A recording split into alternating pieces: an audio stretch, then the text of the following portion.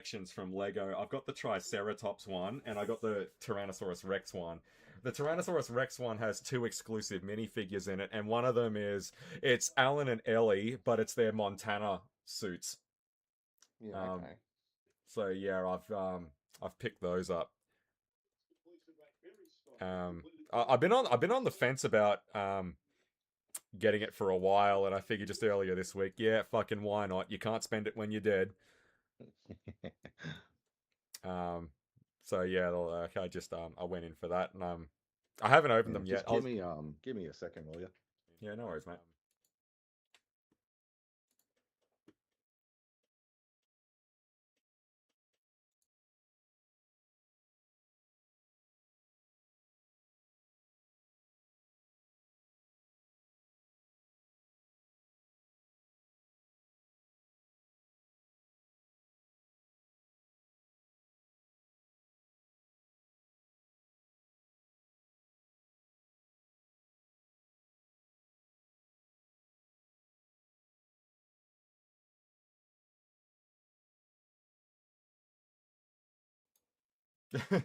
I'm sure you were, but you know what we're like on a Friday.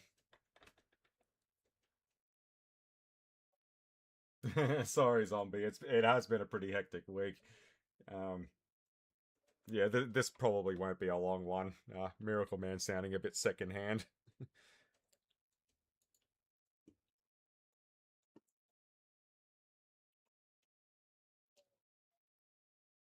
It won't be anything too fancy tonight, that's for sure. Mm.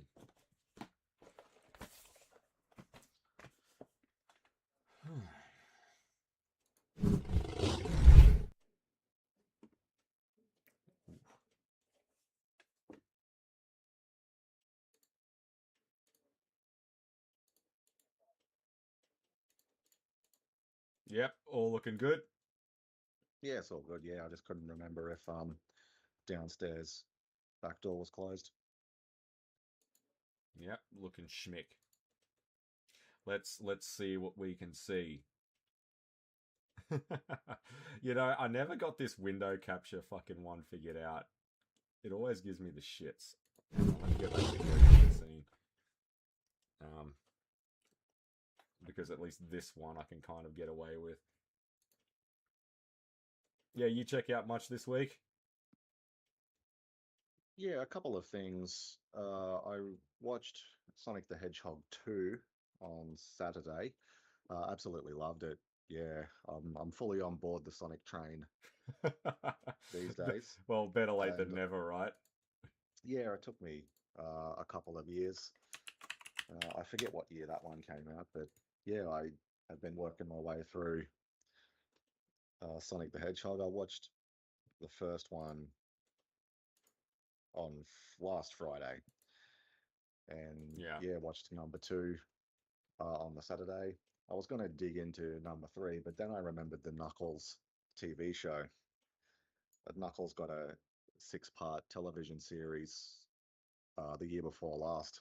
It's not essential. I quickly looked it up. Was that the Idris Elba one? I can't remember.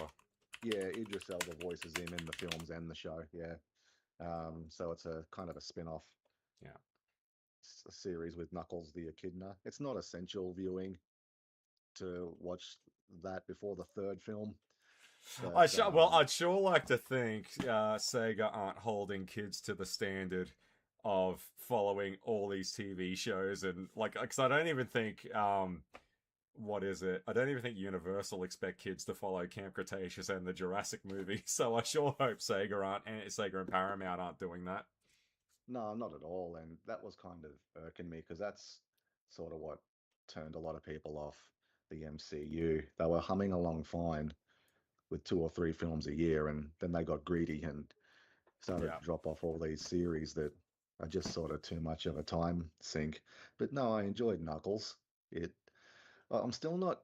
I know he's getting a lot of praise. I'm not completely sold on how Idris Elba voices him, but I'm getting there. I was like probably 50, 60% there. Now I'm like 70 or Well, 80%. you But know, I've always I always love that criticism that goes around. And funny enough, it's always like non-Australian fans that keep doing this. If he's an echidna, why doesn't he have an accent? Like Yeah, Zarbon and Jace in Dragon Ball Z have Australian accents, like, and they're fucking space aliens. Like, and Knuckles is meant to be an echidna, not a yeah. But porcupine. I do love the character though. He's probably becoming one of my favorites on Sonic's team. He has a really good introduction in the second film, and he appears very early on. We pick up with Robotnik in Exile, and yes, but I really enjoyed him all around, and yeah, and what sort of sold me on the show as well is, yeah, like I mentioned, it's only 6 episodes, and they range Yeah. between 20 to 40 minutes. So I finished watching it earlier today, so I might watch the third film tomorrow, and it's kind of all set up. It's a killer stinger at the end of the Yeah, is it second one. the Project Shadow? Yeah, Yeah. yeah, which is very exciting. Like again, like I was reading I would his have been I would have been fired up about it, and I'm kind of kicking myself that I didn't see it in cinemas when I had the chance, because I find it awesome that in a roundabout way, Keanu Reeves and Jim Carrey are in a movie together. yeah, it I was think all that's very exciting with Keanu to Reeves being the voice of Shadow. Keanu yeah, Reeves is actually in a movie with Jim Carrey. I think that's pretty cool. yeah, absolutely. Yeah, very exciting that Keanu Reeves is voicing Shadow. I do wonder, and I'm looking forward to it because it's been the best reviewed of the three of them. It's Yeah. been the most successful, and it's been the most well reviewed, critically acclaimed. So I'm, yeah, really looking forward to it. I don't know if it goes full on crazy with like the space colony arc or the bio lizard or the final hazard or anything like that. Um, is it faithful to the law? I don't I don't do law, guys. Like, I don't do continuities. I don't do canons. Like, fuck off with all of that. I don't care. It's probably easier for you to say what you do. Yeah, well, it's not about being the bodybuilding champion. It's not about winning the Mr. Universe competition. It's not about being the governor of, say, California. Yeah, so what is it about? So what I do is just a nice short 90 minutes. Can you do that without fucking me around? Yeah, I don't expect much outside of that. But I've always sort of preferred Metal over Shadow anyway. But apparently Metal Sonic is in the next movie. But again, I hope it yeah. sticks the landing with everyone else. But like, guys, I'm not going to see a Sonic movie. Well, it's going to be interesting how they do it because with the second one, and I don't really see a way around it. The more you bring in, it's kind of because they've got the human characters as well. There is a risk it can sort of just collapse on itself because the early word is that Amy, well, Amy's confirmed she's appearing, and I believe, yeah, Metal is appearing, but they're also going to tease Silver for the film I afterwards. I wouldn't be doing Silver, guys. If Well, you got anything, to go bigger. After 3 or 4 films, there's nowhere else to go. You got to go bigger and bring in the future and time travel and well, all that. you know what I would have done. Like, if you're gonna do all that shit, like Black Doom, like right out of the gate. Like, if you're gonna do that, like Yeah, I would do Zonic from the adventure yeah, novels. Like I would start going really fucking crazy with things like that.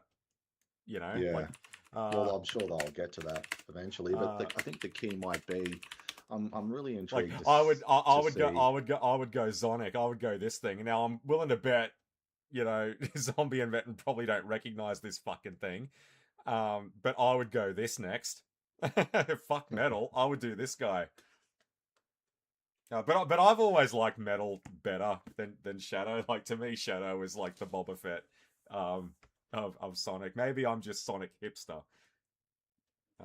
But I did quite like Shadow. Silver though. Oddly enough, I think that was like before I bowed out of it completely. Yeah, I wonder how they're going to sort of balance it. I'm really curious to see how much screen time Knuckles will have, considering he had his own show. Is that they're sort of going to be their approach to sort of balance this huge cast now? Maybe they'll have a reduced role in the film, but they're getting their own spin-off show. But Just that's sort of because they've see, speculation. this is the thing. Just because they've been established in universe in a previous film, does that like like does that like make it compulsory that they have to appear in every subsequent film thereafter? Like, Yeah, I think this is something that really fucked the MCU, and that is, well, the roster has to appear in every film. Like, for example, look at Captain America: Civil War. Like, that's Avengers 2.5 is what that is. Like, that's not a Captain America film. yeah. like, like that's 2.5 Avengers is what that is. And I kind of hope these movies don't go down that. Like, I've got apps. Are you still with me? Yeah, just yeah, having a coffee. I'm Yeah. also I've got about one or two more episodes to go on The Burbs, the television Oh yeah. series from Peacock. I'm enjoying it, and I didn't think I would, and I'm not loving it by any stretch, and it doesn't hold a handle to the film, but I am enjoying it. It's an interesting sort of show. Uh, yeah, just Yeah. good. Some of the characters are starting to grow on me, and yeah, Yeah. I'll have to make time to knock over the final two of them over the weekend. Well, I think one of the things to remember about that, like, is you got to take the Joe Dante glasses off if you're going into it. Like, if you're going in there expecting a Rick DeCommon style performance, like you're setting yourself up for disappointment, right? Like, you really need to check all of that at the door before you go in That's there. right. And it's a Um, complete reimagining. It's not a sequel. It's not set in the same world. They've basically taken the names of a few things and um, it's very much its sort of its own thing. you know what's one character from the Sonic series that I think would actually, before we completely drop that, that I think would be cool for a series, it was always Espio the Chameleon. Oh yeah, yeah. Like I would have thought like Team Chaotic and all of that. Like I would have thought if you're gonna do a TV series on anyone. Now that doesn't mean you have to have him in a fucking movie. All right, everyone relax. But I always thought just for a bit of fun, as a bit of a side thing, I would probably give it to Espio. Yeah. Well, it's surprising just how much television Sonic that sort of property has produced. There was a show, I think in the late 80s, early 90s. There was the one I'm familiar with. It was originally called Sonic the Hedgehog, but because it aired on Saturday mornings, the fans have coined it as Sonic Sat AM. That's the one I remember where it's set on a distant planet and they're basically resistance fighters. Robotnik's conquered the Uh-huh. planet. Uh, Uh-huh. and it had that groovy theme song, and it had I remember Sonic Underground, and I remember vaguely recall Sonic X, and Yeah, yeah, the guy's been Sonic X was the one that blew up when I was still going to school in the morning. I think Cheese TV used to play it a lot because that was the one that more or less sort of adapted Sonic Adventure 2, the game that came out at the time. yes, Like, and when Shadow rocked up in that, it's pretty much beat for beat straight out of that video game. Um, and that was what that game came out in 2001. Like, that was the first game that I ever had of Sonic. I had it on the GameCube. I think it was called Sonic Adventure 2 Battle. It had that like suffix on it. And that was Shadow's first appearance. And Sonic X really goes hardcore into adapting that video game in sort of an anime format. yeah, it's probably the most well received series, yeah, because like you said, it did do a faithful job It really adapting did. some of Like those stories. even the quotes, you know, like that "Sayonara, Shadow the Hedgehog." Like even that's in the cartoon, for God's sake. Like it's pretty bang on. Like I think the pyramid's there. I think Metal Harbor's there. The mix up with the gun guys, that GUN, like the gun team. Yeah, Like all of that shit is pretty much in the cartoon. You know, it's funny. I used to joke around with Cadus about this before we went and saw the first Sonic movie back in 2020. Before all the lockdowns kicked off, and he was like, "How do you expect this movie to start?" Well, I reckon it's going to go full fucking steam ahead, and it's going to open up with Maria Robotnik's death, the gun invasion of the Ark, and we'll see Shadow first. Before we see Sonic, but they actually kept their pants on for not just one but two movies. Um, yeah. so it's nice to see a bit of restraint and not go full steam ahead. Well, it's incredible just what a blue chip brand it's become for Paramount. It was meant to flop. I remember the teaser trailer caused a frenzy because they use that song "Gangster's Paradise," which I'm not sure is a good fit for Sonic. I remember reading some comments in the talkback sections on some movie sites, and they were saying things like whoever decided to use that song needs to be dragged out into the street and flogged. And having said that though, like I was, like Zombie made a post in the core talking about the Cranberry song "Zombie," right? And about what it actually means, and I'm like, yeah, and Zack Snyder chose that song. Like, if you think Gangster's Paradise was bad for Sonic, like he chose Zombie for the Dawn of the Dead remake. Like, it's not actually about zombies, Zach. But this is the guy who also had Superman sit down in a church with a stained glass window of Jesus Christ behind him, talking about, if I give myself over to Zod, I can save a lot of people. He's not a man known for his subtlety, though, you know? The first trailer really didn't bother me as much as it did everyone else, because I've seen dumb trailer songs and all that kind of stuff in a whole bunch of other things. That one just totally rolled off my back. yeah. Well, the other thing that blew up was the original design, because they actually um, put the movie on pause and redesigned Sonic's look because yeah, it was just because of the fan backlash and that. And that won them a lot of supporters, I think. People who sort of saw that and just went, nah, when like it's pretty much a textbook case of how to handle a crisis properly. Acknowledge the problem, uh, press pause on everything.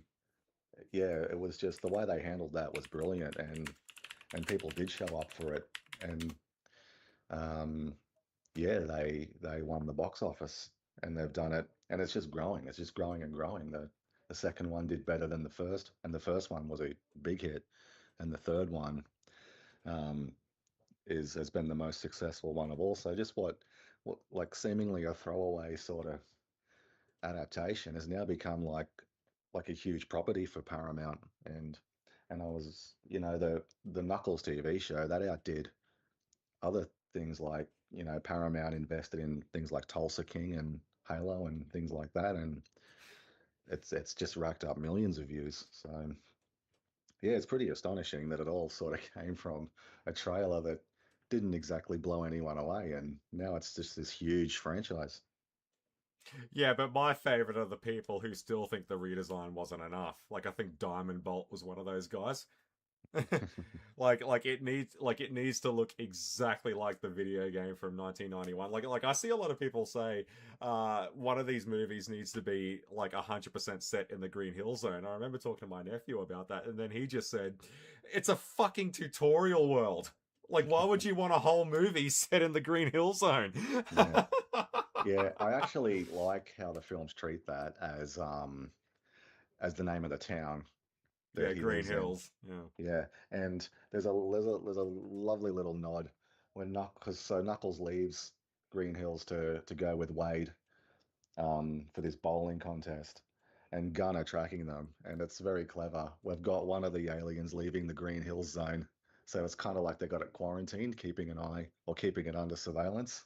Um, that was cool. And there's lots of little nods to the games. Knuckles builds himself an obstacle course, and as he's practicing and runs through, a sign spins around with his face on it.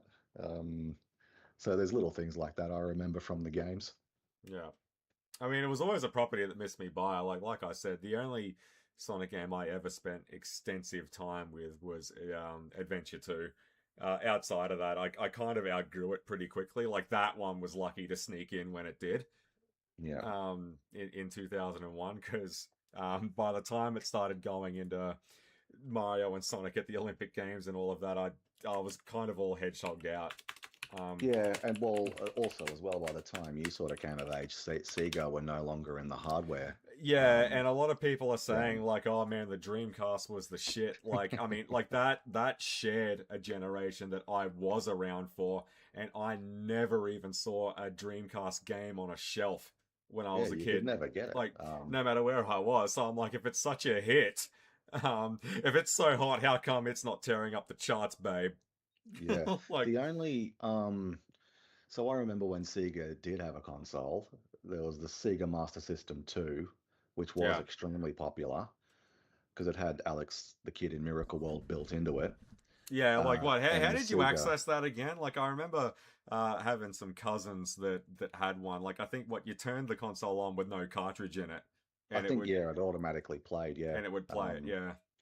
and the Mega Drive, but I don't recall. I think they were starting to be a fading force by the time of the Sega Saturn, which is, because I don't recall seeing too many Saturn games anywhere. I don't even recall either seeing or knowing anyone that owned a Sega Saturn. And yeah, the Dreamcast.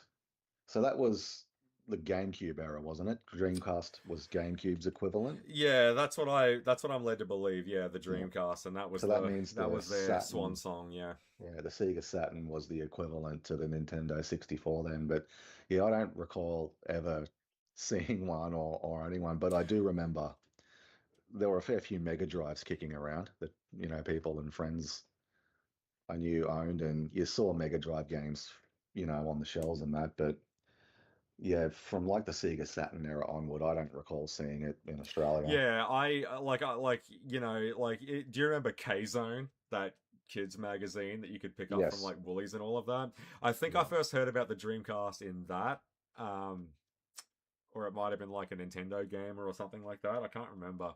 Or Badass Basement might have mentioned it once, and I was like, "What the fuck is the Dreamcast?" Like, and everyone talks about what an awesome thing it was, and like it. My recollection of it is pretty much non-existent. I knew its name. I didn't even know what the fuck this thing looked like, if it was playing cartridges or discs, what it was about, like nothing. I couldn't describe anything about it other than the name. I was like the Terminator in '84.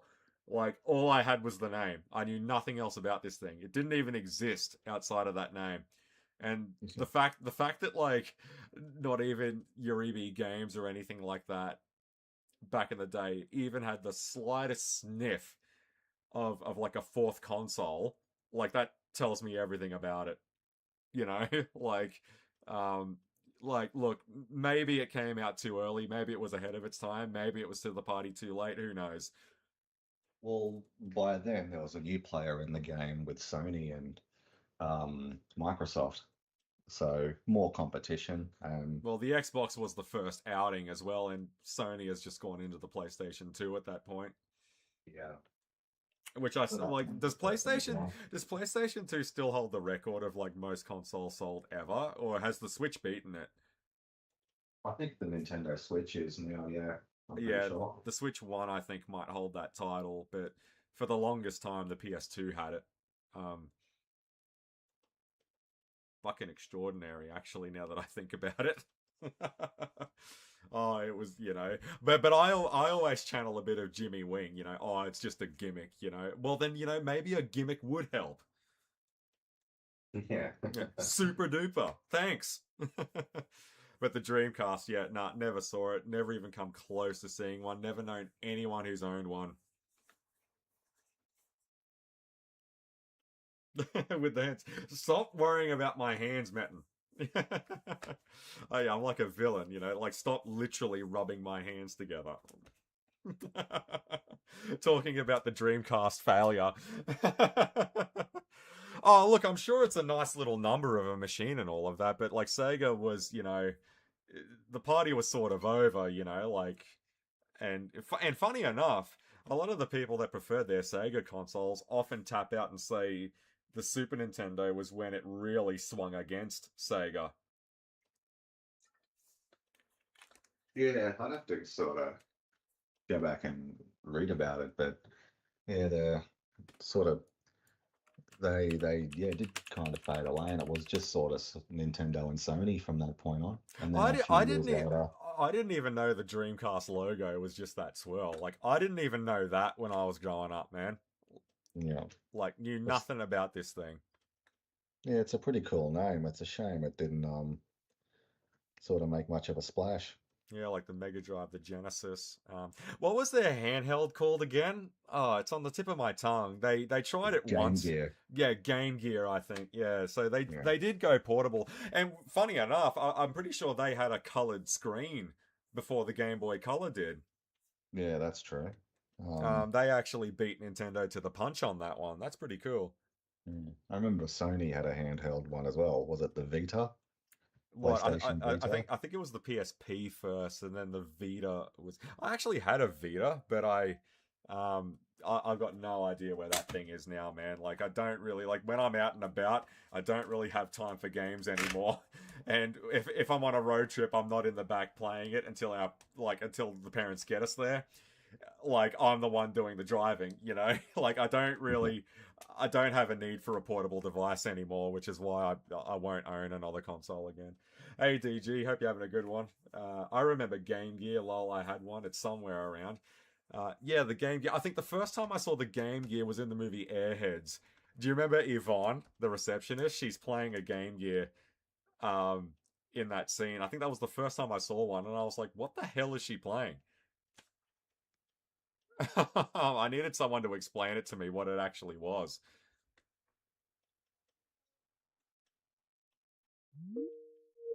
So Sega's hardware though was definitely what the hell is going on over there? You still with me, champ? Yeah, I gotcha. Yeah, don't let it boss you around. Yeah. Um, Yeah, I do remember that film. yeah, like Yvonne And I find it at the reception desk, she's playing a Game Gear. I didn't know what that was. I'm pretty sure you told me what it was. The Game Gear. yeah, okay. I do Yeah, like the they do name. something really funny on the films, a little montage of all these classic Sega titles. And I kind of have a blast sort of okay, Sonic's obviously there. I remember that. And there's Golden Axe and I think it's Virtua Yeah. Fighter or um so yeah, I funny when they show that opening montage. Yeah, I mean, with our busy lives, I mean, you got to have portable, yeah, but I'm too busy to play with portable shit. It's sort of the problem. Um, you know, but having said that, though, like obviously the Game Boy is going to win out on that all the time, but you know, the Game Boy is pretty much as bare bones as you can possibly be, right? Like that original Game Boy, like the pea soup screen. Yeah. But yeah, I've never even seen a Dreamcast for real. And what was ours? Like I know in uh, USA, what it had a different name, but what was the one that we like, what they had the Genesis and ours was the Mega Drive, right? It was the same console, but the name was different. Or Yeah, am I I remember it as the Mega Drive. or am I misremembering that? I remember it as Mega Drive.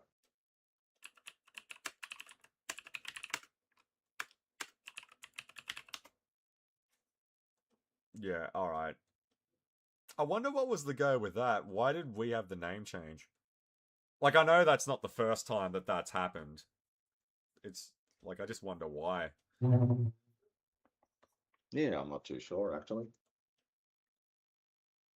I mean, I tried to get into Sega versions of the games, you know, and just by and large, I don't know if it's just like intuitive, like the impression that the Super Nintendo left on me, but I think by and large, the Super Nintendo absolutely rolls its Sega counterpart with a lot of the games that it had.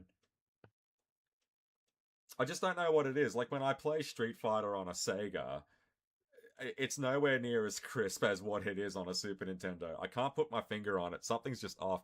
But I'm sure that there's people that you know pioneer it on a Sega console that say the exact same thing about the Super Nintendo, right?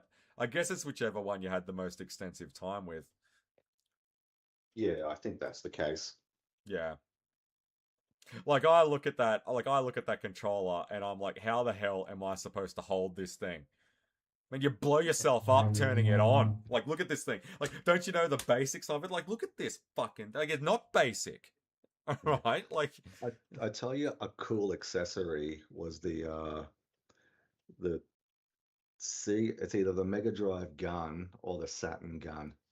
You know how they used to make these gun accessories for games like Duck Hunt and things like that? yeah. The the Saturn one or the Mega Drive one looked really cool. I remember that What one. the Saturn light gun? It just looked cool. It looked like the one of those guns from Dark Angel or something. It looked awesome. Yeah, now look, it's no Game Boy printer, but I mean, if you're walking around with one of these, Yeah, they took them off the market because they looked too real. yeah, some Hollywood Boulevard trash comes shimming up the rain pipe. um, yeah, no, yeah, because they all had these sort of Zapper gimmicks, didn't they? Yeah. Like, I don't know if the Super Nintendo. I know Super Nintendo had that mouse pad for things like Mario Paint and like swatting bugs and all of that. I Mm. don't know if the Super Nintendo ever had a gun though. Yeah, maybe Um, it was the original Nintendo. I'm pretty sure that did. I think I've got one floating around here somewhere. Um, but the original Nintendo was a little bit before my time. Yeah, I remember playing it where there was a game called Duck Hunt. Yeah, I believe it was double packaged in with Super Mario Brothers, if Yeah, I'm not mistaken. Which that might, and I might be wrong on this. That might be the first time that two ROMs were on one cartridge. yeah, quite possibly. Yeah, I do remember it with Mario. So yeah, you could be right. Yeah, yeah. Every time I hear "could be right," I always think about Schwarzenegger in Kindergarten Cop. Could be right. Yeah, but I miss the old like what the Virtua gun, like Virtua Cop. Yeah, Like what I think the T2 arcade game was gun centric as well. I'm pretty sure. Um, yeah, they a rail shooter. yeah, which is why I actually like the two Nintendo Wii games, the Umbrella Chronicles and the Dark Side Chronicles for Resident Evil, like having an on-rail shooter again, like it's just something you don't see anymore. So the fact that a console that prides itself on motion controls can offer that to you, I thought that was pretty cool because to my knowledge, that's the last time a console has ever let you do that. Yeah, that's pretty cool. And what the Wii is like over 20 years old now, isn't it? Or is it about to turn 20? Yeah, I think yeah, it must be getting close. Yeah, like that's crazy to think it was that long ago. It's like that. It's like that meme I always see, and I bring it up all the time when I talk about like old video game stuff. And you've got these two pictures from The Legend of Zelda. You've got Twilight Princess, like at the bottom, and you've got like a link to the past at the top. And the top part says what people think The Legend of Zelda was 20 years ago, and then at the bottom next to Twilight Princess is what Zelda actually was 20 years ago. And that always like that lives in my head rent free, and deservedly so, because it gives me a lot of perspective on these things. Yeah, But that's yeah, funny. yeah, the old arcade shooter, these accessories, pretty cool. What do we got over here? Metin. Oh, I had a Nintendo gun as a kid, but I lost it. I swear I've still got it floating around somewhere around here. I don't even think I've got the actual console of an original Nintendo anymore, but I've still got that gun floating around. Actually, what was the name of that? I think it was actually called a Zapper. I think I could be wrong. Um, DG. Nintendo was my first system growing up, then Sega Genesis, then Super Nintendo. Yeah, Sega totally missed me by back in the day.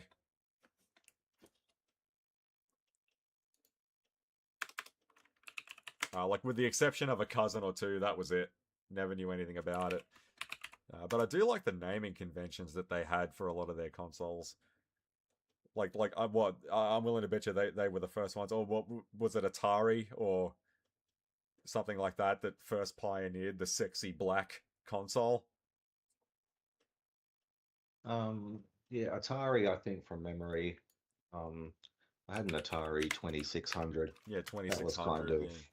that was kind of silver and black, I think, from memory. Well, Atari was sort of the progenitor to Sega in a lot of ways. Like that was hardware based, had its own console, own cartridges, its own system, all that sort of stuff, and it went full on software exclusive. And you could argue that it's better than it's ever been, right? Yeah, yeah, the old Atari games. Yeah, the Atari. Um, my first interaction with Atari was when they did the Legacy of Goku games, with webfoot and infograms. Like that was, um, like I saw the Atari logo for the first time, and then people were like watching me play that when I was growing up, and were like, "Oh yeah, I used to have an Atari back in the day." I was like, "What the hell is an Atari?" Like it just sounds like a poor man's Super Nintendo at the end of the day. But no, apparently, they had a lot of bark to go with their bite, but this was one that was well and truly before my time.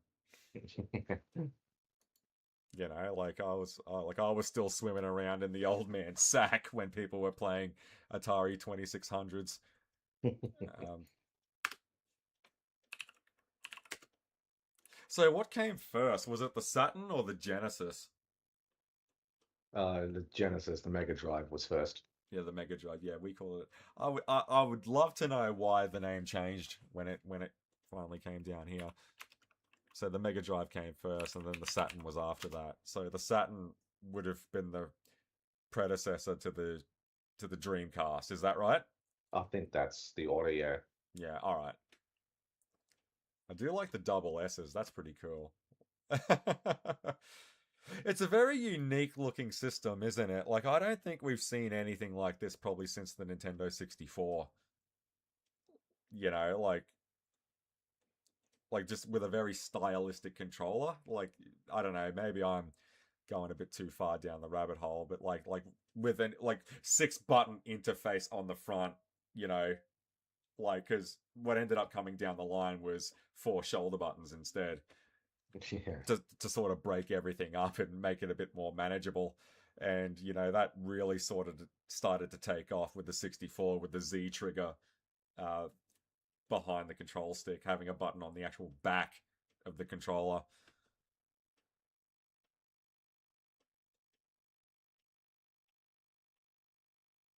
What do you reckon? Is it time to take a punt on the Dreamcast too? I think that ship has sailed. Yeah, I see a lot of people still scream that like every single day. I'm like, guys, maybe this is one we let go. It's been like what 26 years I think since. When was the Dreamcast? That might have been like 98 or 99. Like it's been a little bit longer than that. Yeah, it's closer to 30 years. Um, but truth be told, like Sega's becoming more of like a multimedia thing rather than just games, right? Yeah, it's all sort of software based now. Yeah, they still develop Sonic games. They just come out on consoles now. Like as it should be, you know. Yeah.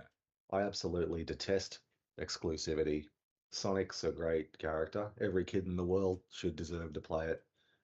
You know, Mario's a great character. It's fucking ridiculous that he should be on every single platform.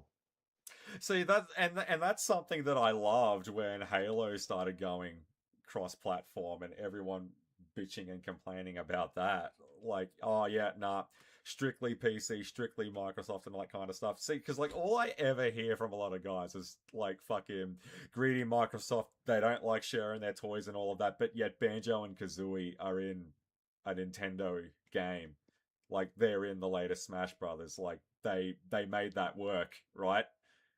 um, like obviously they can do that, and I'm glad that people that are on PlayStation can play Halo because why not? Like, I kind of wish Sony would do it more. Like get Resistance back in full swing and let everyone have a crack at it. Yeah. Like especially since a lot of the consoles these things existed on no longer exist. Yeah. Yeah, break me off a bit of that Croc. Is that Croc? I don't know. I never played Croc. I was more of a Gex man myself, which I will pick up that trilogy from Steam eventually.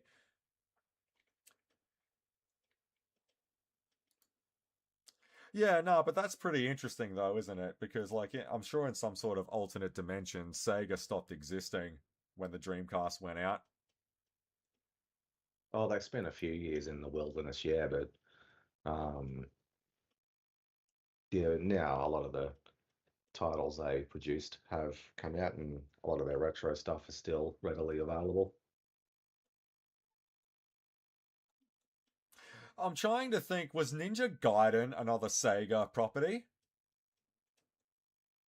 Um, yeah, I can't recall. Shinobi was, I think. I think Shinobi was. Yeah, I might be confusing that. Like I was thinking Ninja Gaiden, but I'm not at all sure on that one. Yeah, it might have been Shinobi. I like Shinobi better anyway. I reckon they should bring that back because Hotsuma is fucking badass. Um, They're hard though. yeah, The they are. I never finished Shinobi. I still got the physical copy of it around here somewhere. Nah, this isn't Sega. I thought it was. Nah, Tecmo. Nah, but Shinobi is. And I don't believe that that has had a. Because that was a remake of the original game, wasn't it? Yeah, Shinobi had a fair few titles on the original Sega consoles, and yeah, now it's popped up on PlayStations and Nintendos over the years with 3D games. I had a Shinobi game for the 3DS, and yeah, it's bloody hard. Yeah, I never finished this one. Like, what's the Akujiki, the sword? Yeah. I got up to the point where the sword awakens again, and you've got to keep killing things, otherwise the sword will kill you. Like if whatever blood the sword tastes, it needs to kill that thing. Um, and I think like a flashback, like this is very foggy memory. I think a flashback happens and Hotsuma accidentally cut himself with it. So it has tasted his blood before, and he's got to keep feeding it. Um, no, it's really cool. It's very stylistic. Like it's sort of early Devil May Cry in a sort of a way. But I actually really like this game. Um, it's a shame it just sort of faded to the side, but I guess it's a case of people can't ruin what they don't know. so so maybe it's a good thing that we enjoyed it when it came out and it's no longer a thing anymore because a lot of long running things are getting torn to shreds right now. Yeah. Yeah, the Dreamcast. Yeah, 1998 was when that launched. Wow. So that predates the GameCube by like 3 years. I think the GameCube was 2000. Yeah, 2001. Yeah. Xbox 2001. I was about to say, I'm pretty sure one of these did come out in 2000. It's got to be the PS2. Yeah.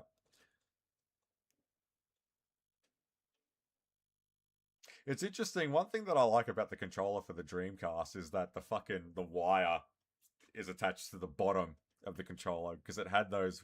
What were they called again? It had those weird memory card slots that went into the controller. Yeah. Yeah, yeah, the VMU. Yeah, that's it. It had those things. So the actual hardwire was at the bottom of the controller, not the top of it. Mm. Man, you got to go for those accessories, man. No, but it's great that like there's always like there's no defeat in death, and Sega are still doing its thing.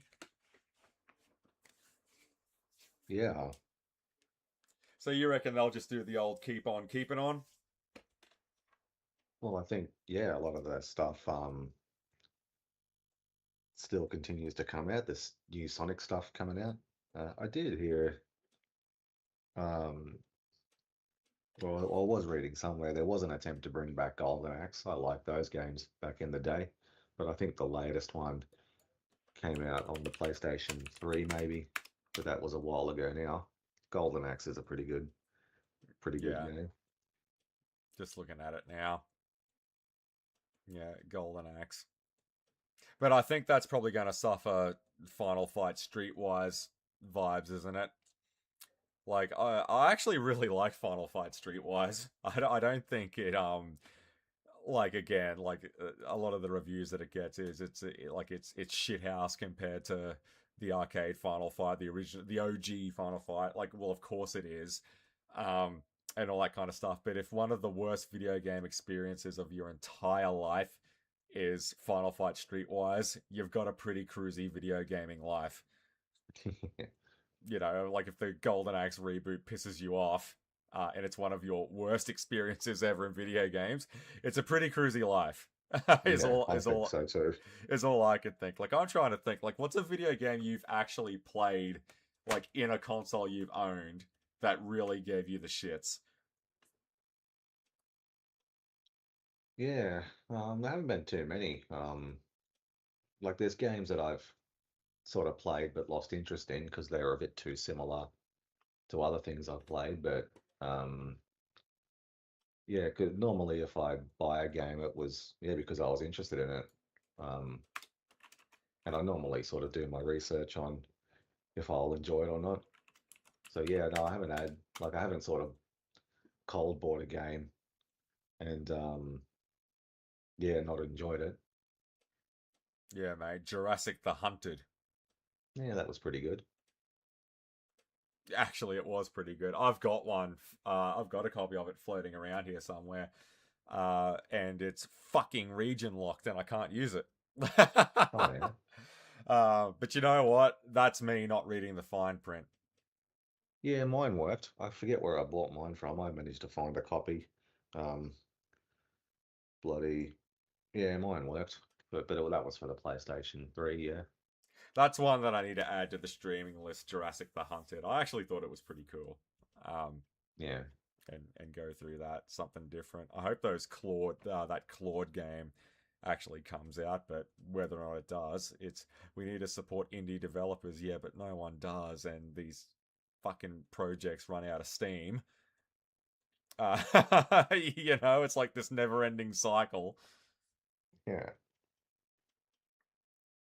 Yeah, I kind of want to refurb my slim PS3, but I can't remember a fucking thing about it. Like all of my active emails right now will not have any ties to my PS3 that's out in the other room at all. Yeah, right. I know OG PS3 has backwards. You can play PS1 and PS3 games. Actually, that's true, isn't it? But was that true to only the original model? I think they walked that back on the later ones, didn't they? What's that? The backwards compatibility on the PS3. Only the OG model had that, right? The slim ones took that out. Yeah, okay. Well, it was never fully backwards compatible anyway. I think all the exclusive series, like your Metal Gears and all of that, were. Yeah, Um, okay. but I don't think Rudy, what are you doing? You're causing real problems. Mate, we're on the pit. Rudy, it was a sip, all right? Um, no, because that was something that was brought up later. I had the second gen. I had this PS3. I had the second one. But they did another slim down the line. I never had that one. I had the first one. Not the third one, the second one. But you had the OG one, right? And yeah, Metin made a mention. Um, yeah, that was unique only to the OG one. Yeah, okay. Yeah, I had the big bulky one. Yeah. Yeah.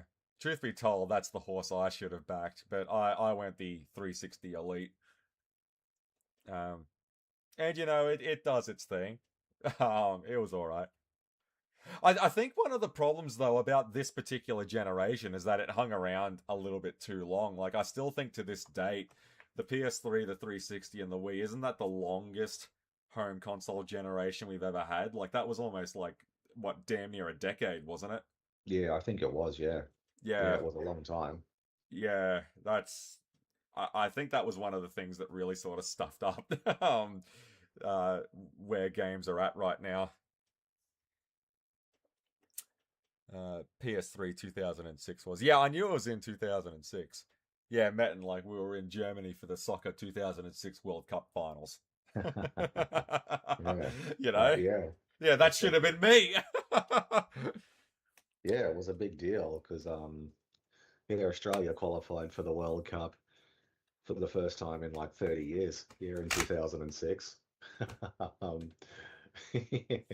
Yeah, So I think because Metten's been talking about the World Cup a little bit lately, and that whole thing just keeps popping up into my mind. Yeah, I was actually in Germany for the 2006 World Cup finals. yeah, I wish it would. I've watched quite a bit of it. I wish it would last forever, but then I think to myself, one of the reasons it's so good is, yeah, it only rolls around once every 4 years. Um, yeah, I tell you, I watched the Metten match told between. Metten told me that real quick in the VC once. He was just like, "Yeah, it rolls around every 4 years. Thank Christ." Yeah, Yeah, mate. well, Who'd you it's watch? I watched England versus Argentina. England, that was the most epic bed shit of all time. They were leading 1-0 with about 10 or so minutes to go, and Argentina scored twice in like the dying minutes to defeat them and yeah, go into the final. So the final is between Spain and Argentina. I think the day after tomorrow. But I've had a blast. I think, um, and I was What talking to a you friend of mine you about don't it. you don't feel like going out and flipping a car over or chucking a Molotov cocktail through a shop window? Yeah, well, that's the thing. I'm just so glad we don't have that in this country. Yeah, It's because my true. friend who's from England, like he sort of, it's just automatically assumed he's into football or soccer or whatever the correct pronunciation is. But yeah, the you know the hooligans, it just makes it unbearable to sort of support, and and you do get that sort of pang of patriotism. I could Mm. not tell you a single player in the Socceroos team. The only time I watch them is when the World Cup rolls around, but you Mate, sort of look through the list of I couldn't even tell you what the hell their alphabet is called. Like it's I don't sort of care. yeah, but you look through the teams and you feel that little pang of pride when you see Australia and then you watch one of their games and you find yourself getting into it. And yeah, my friend who's from England, because England beat Norway before they shit the bed against Argentina, and yeah, you sort of like Norway kicked a goal and we're leading 1-0. You think, all right, here we go again. They're going to fail, and slowly but surely they work their way into the game. So by the end of it, you're full on fucking flag waving. um, so yeah, it's just so funny. um, Yeah, you sort of do get behind your country. It's that sort of human element to it.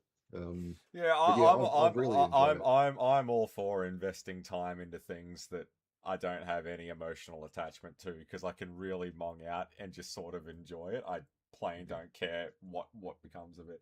And I Um, think uh, what's really helped it is SBS, which is who are broadcasting it in Australia. Every game is live and every game is free. There's been no games locked behind a paywall. I think that's really helped it as well, grow in popularity when because it's a tournament. It's the you have the opening stages and then the no front up, playoffs and rata. You just put in a small bridging loan.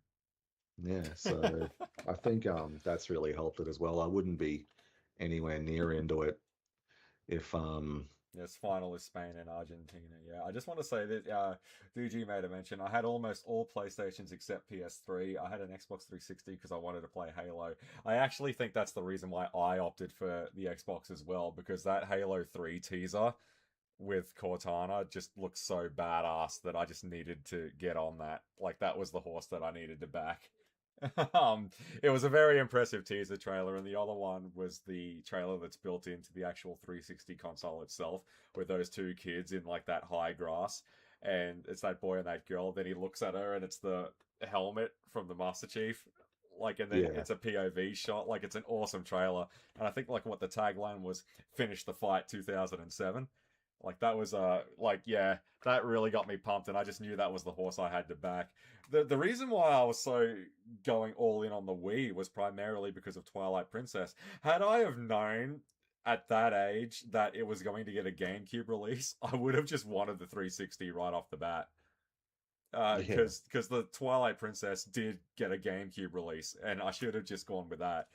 Um, but having said that though, the Wii had that Red Steel, and I thought Red Steel was a really cool game. And I think that had like two or three sequels, didn't it? Red Steel.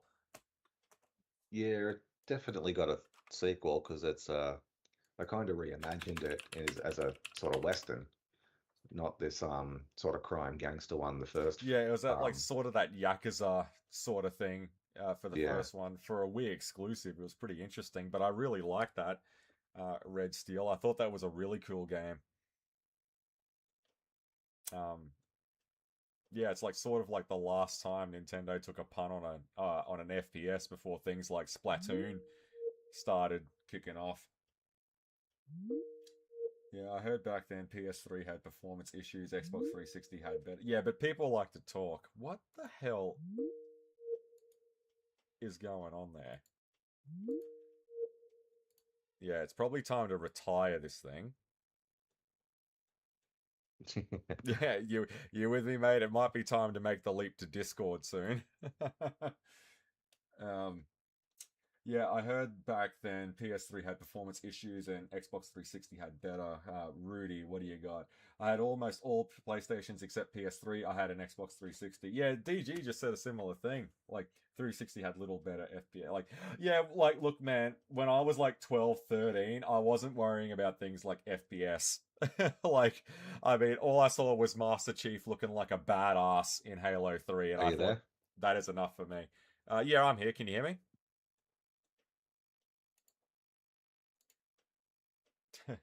All right, let's figure this out.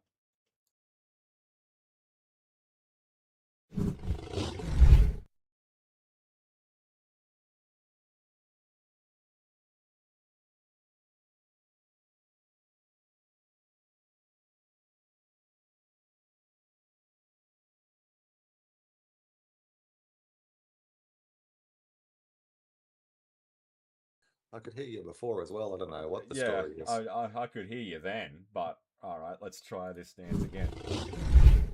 All right, we're getting back there. Yeah, it might be time to make the leap to Discord. um, all right. Uh, yeah, pretty much. Yeah, DG and Rudy said a similar thing. Had almost all PlayStations. I had a 360. Didn't go for PS3. Yeah, I wasn't thinking about FPSs when I was a kid. I just saw that Halo trailer and I thought that's just it because Nintendo, like, regardless of what the Nintendo boys say in their 20s and 30s, there does come that point where you do sort of outgrow the brand. Like a plumber going down pipes is fun and all and very artistic and all that sort of stuff, but it doesn't quite have the balls that you want as a teenage boy, the way that Halo does. So I kind of wanted to get that. That's sort of what sealed the deal for me to go with Xbox. Yeah. Um, I did pick up a day one Xbox One. I did get an Xbox One S, the Gears of War one, and I got the Spider-Man PS4 bundle in 2018. And then I picked up a Switch, but I didn't get it the year that came out. I picked up the Switch, like, I think in 2020. Like, I was a bit late to that party. Yeah, okay. I mean, yeah, because like Sword and Shield came out, and I was like sort of on the fence about it. When I played through Sword and Shield was when I sort of realized, yeah, I don't know if Pokemon's getting worse. I think I'm just a bit too old for Pokemon now. Like, I mean, I can still, rant and rave with the best of them, on these custom gold and silver cartridges. But yeah, Sword and Shield, man, and wherever it's going next, like, yeah, it's not for me anymore. I'm a bit too old for Nintendo stuff now. Um, I though what's interesting though is that I quite enjoyed that Super Mario Brothers Wonder. That was actually pretty cool. Um, that one. Yeah. And I think the reason for that is because that, I mean, I guess it comes down to like there was a point in time when kids did totally miss out on what a 2D Mario was. Because like all of the 3D games like Sunshine and all that sort of stuff and Galaxy 2 were sort of dominating everything and there would have been that generation there that totally missed out on what a 2D Mario game was. So I'm actually quite surprised that Wonder rocked up as late as it did. I really enjoyed Wonder. Yeah, I've only played the first little part of it, so I need to get back to it. I think I 100%ed it when I went through it. Yeah, okay. I mean, like getting all the star coins and all of that, because who doesn't like that? Um, but yeah, that was definitely yeah. Again, like that's without a doubt that is the last Mario game I'm ever playing through in my life. Like again, like wherever it goes from here, like I saw a lot of people say, "Oh, you gotta check out that Mario movie from what was it? Was it 22 or 23? I can't remember." There were a lot of people saying, "Oh yeah, you got to go and check out that one." Like, look, man, if I was 15 years younger, I'd be eating that shit up. Oh man, it's got a lot of nods to the game. Well, why don't we just play the game? You know, see, because that's the thing that turns me off of a lot of video game adaptations is just how faithful it actually is to the source material. Because if like take this Legend of Zelda that's about to come out, right? If Link is walking around mute, not saying anything, why the fuck aren't we just playing a video game at that point? Yeah. You But know, I don't. like I mean, he's going to talk, isn't he? I Is fuck. he Oh, sit? I hope he does because like a lot of people say that's a deal breaker if Link speaks in the movie. I'm like, well, if he doesn't speak, like, let's just play a fucking Zelda game.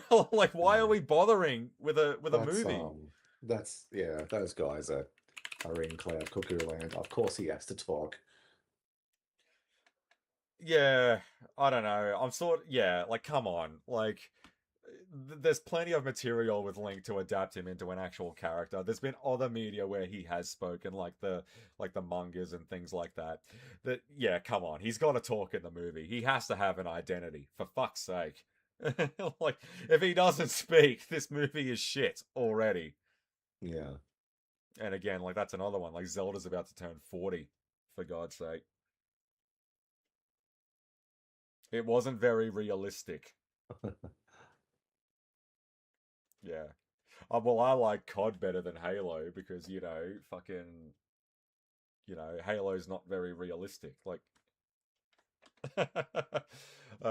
whatever it is. Like I know you were talking about Mortal Kombat and all of that on the last stream, but it looks like Nintendo's getting ready. Like, look, see, like this is another one of those things, right? Like I don't really have any attachment to this anymore.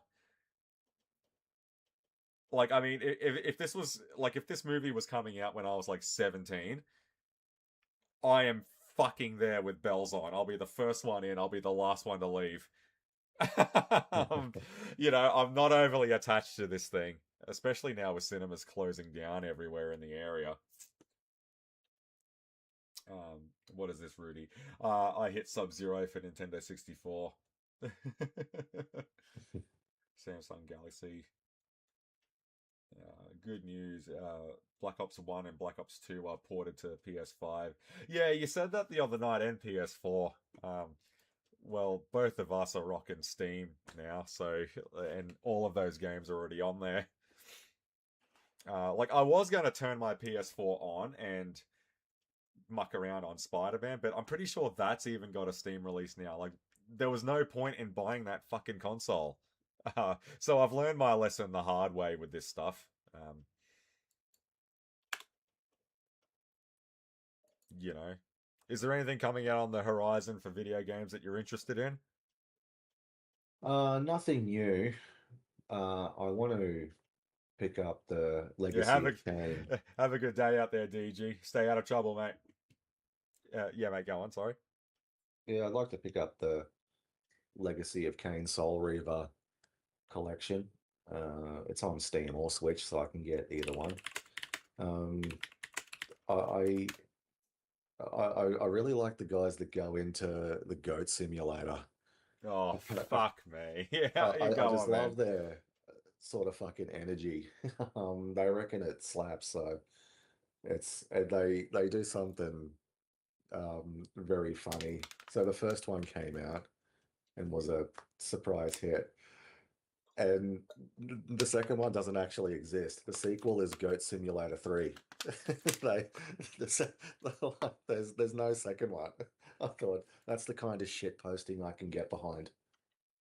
It's sort of like Hideaki Anno with the rebuild of the Evangelion movies. You got 1.0, 2.0, 3.0, then the last one is called 3.0 plus 1.0. Yeah, Like, what the fuck, man? Uh, yeah, you know, it's like what do they do for Borderlands? Like the third Borderlands game is like called the pre-sequel. yeah, Yeah, all right. As long as man, hey, like, look, if you're having fun with it, and like, see, that's the thing that gets me the most. Like, at the end of the day, like, I mean, emotional feelings on these things vary with people, right? I think the bottom line is, are you actually having fun with it? I think if you're having fun with it, then you don't have anything to worry about. I think it's money well spent. yeah. Like, I think like, so like, too. like, if you're really enjoying yourself and having a good time with it, um, on like any capacity, right? Like I think that's the way to go about it. I wouldn't be arguing the toss too much about it. Yeah. But the hack is But about I think sports six. it's an interesting thing how like something begins life as one thing and evolves into something else. So you take Sonic, for example, the films have come out in the last 6 or so years and have been hugely successful. I dare say, More successful than the video games now. well, I think Sonic has more fans now, the films, than probably the games. Is it possible to be a huge fan of Sonic and have never played a Sonic game? And I'm sort of Well, feeling that as I get into sort of dipping my toe into the world of Pokemon. I like watching the films and sort of finding out about the characters and yeah. the story behind it, but it hasn't really enticed me to pick up a game. Like, do I deserve to be called a fan? But I will say it has enticed you though to pick up some of the figures and the toys though. Yeah, I don't mind You sort of know. having a couple of the Pokemon I like. You know, sort of Warhammer 40,000 has, like hundreds of books and things like I've that tried to, to get into that because like I like art, I like drawing, I like painting and all that sort of stuff. I've tried, and I was actually a big fan growing up of the battle games in Middle Earth. Like that was another Games Workshop sort of thing, and I tried to get into Warhammer a couple of times. With things like the Tyranids and the Chaos and that kind of stuff, and Mm. it just didn't really land with me, man. Like I'm sure it's very rich, and like I'd like to give it another shot again. Like I hope this whole Henry Cavill thing works out, and moves ahead and all that kind of stuff. Because I will give that the shot. Like I've always wanted to get in. I just don't think my gateway drug is actually. I don't think it exists just yet. Well, that's what I mean. You can be a fan of it and have never played it. Like there are people that Yeah, just love the world and love the story and have no interest in the game. yeah. Like I like the Like Necrum and all I've that read, sort of stuff. Like it's a really cool sort of thing they got going on. yeah, I like I've like the read, Hawk Lords and all that kind of stuff. But yeah, nah. Like it's just not quite there yet for me to yeah, get in on. I look at something like Rainbow Six. Like I've read the book, but I've never played any of the games. Like there'd be, I know of the like the story and like all that sort of stuff and the other things that it sort of bleeds over into and sort of dips into and stuff like that. And I find it very awesome. Like I love the sort of unity behind the symbolism of a rainbow, and I like this sort of idea of an ops team like that. And I think there's a like especially with a lot of the segregation in the world, you can do a lot with the property of Rainbow Six. I just don't think my like I and I've got the complete collection of it in my Steam library. mm, I'm shit at the game, man. Like I wish I yeah, was awesome at it, but I'm no good at it. I'm so late to the party. Like I remember, this is not one word of a lie. My first game of like Rainbow Six Siege, I think it was that I played. I had a private message sent to me after the game, and you know what it said? And this was my first game, by the way. You know what it said? what's that? It said, "How long have you been playing for?" And that told me everything, and I never bothered playing it again. I'm like, this is literally my first game, man. Fucking, I know nothing about this other than what some mates have told me about it, and I've wanted to get in on it, and I was like, yeah, look, I know it's shit. Good thing I only spent like $10 on this whole collection. But I still I still like the idea and like the synopsis of the stories that it employs and all that kind of stuff. Because I remember back in the day on like a Nintendo Gamer Mag, I remember seeing that "You Miss You Die" teaser for the game of that soldier, um, and it was like only on 64 or whatever. I'm sure it was on PC as well, but I think as far as consoles go, I don't know if the original Rainbow Six was on Sony. It might have been. I'm not too sure, but as far as Nintendo went, like it had a lot of striking imagery, like to the posters of the game and all of that, and that stuck with me for the longest time. But that was one I always wanted to get into, but I just couldn't. The gateway drug isn't there yet. Yeah, yeah. I just thought it was interesting how, because these things have been around so long and they've branched out into other media, it's yeah, it's just kind of funny how you can be a fan of something and it goes both ways. You can be a fan of what it began life as and not be a fan of its later incarnation, or you can be a hardcore fan of what it is now and have no interest in going back to its beginnings. Yeah, I just thought it was an interesting sort of thing. See, and that's the thing that gets me though, because like that sort of seems to be the disconnect with a lot of fandoms, right? Like, but at the end of the day, you're talking about like a fan's a fan, though, right?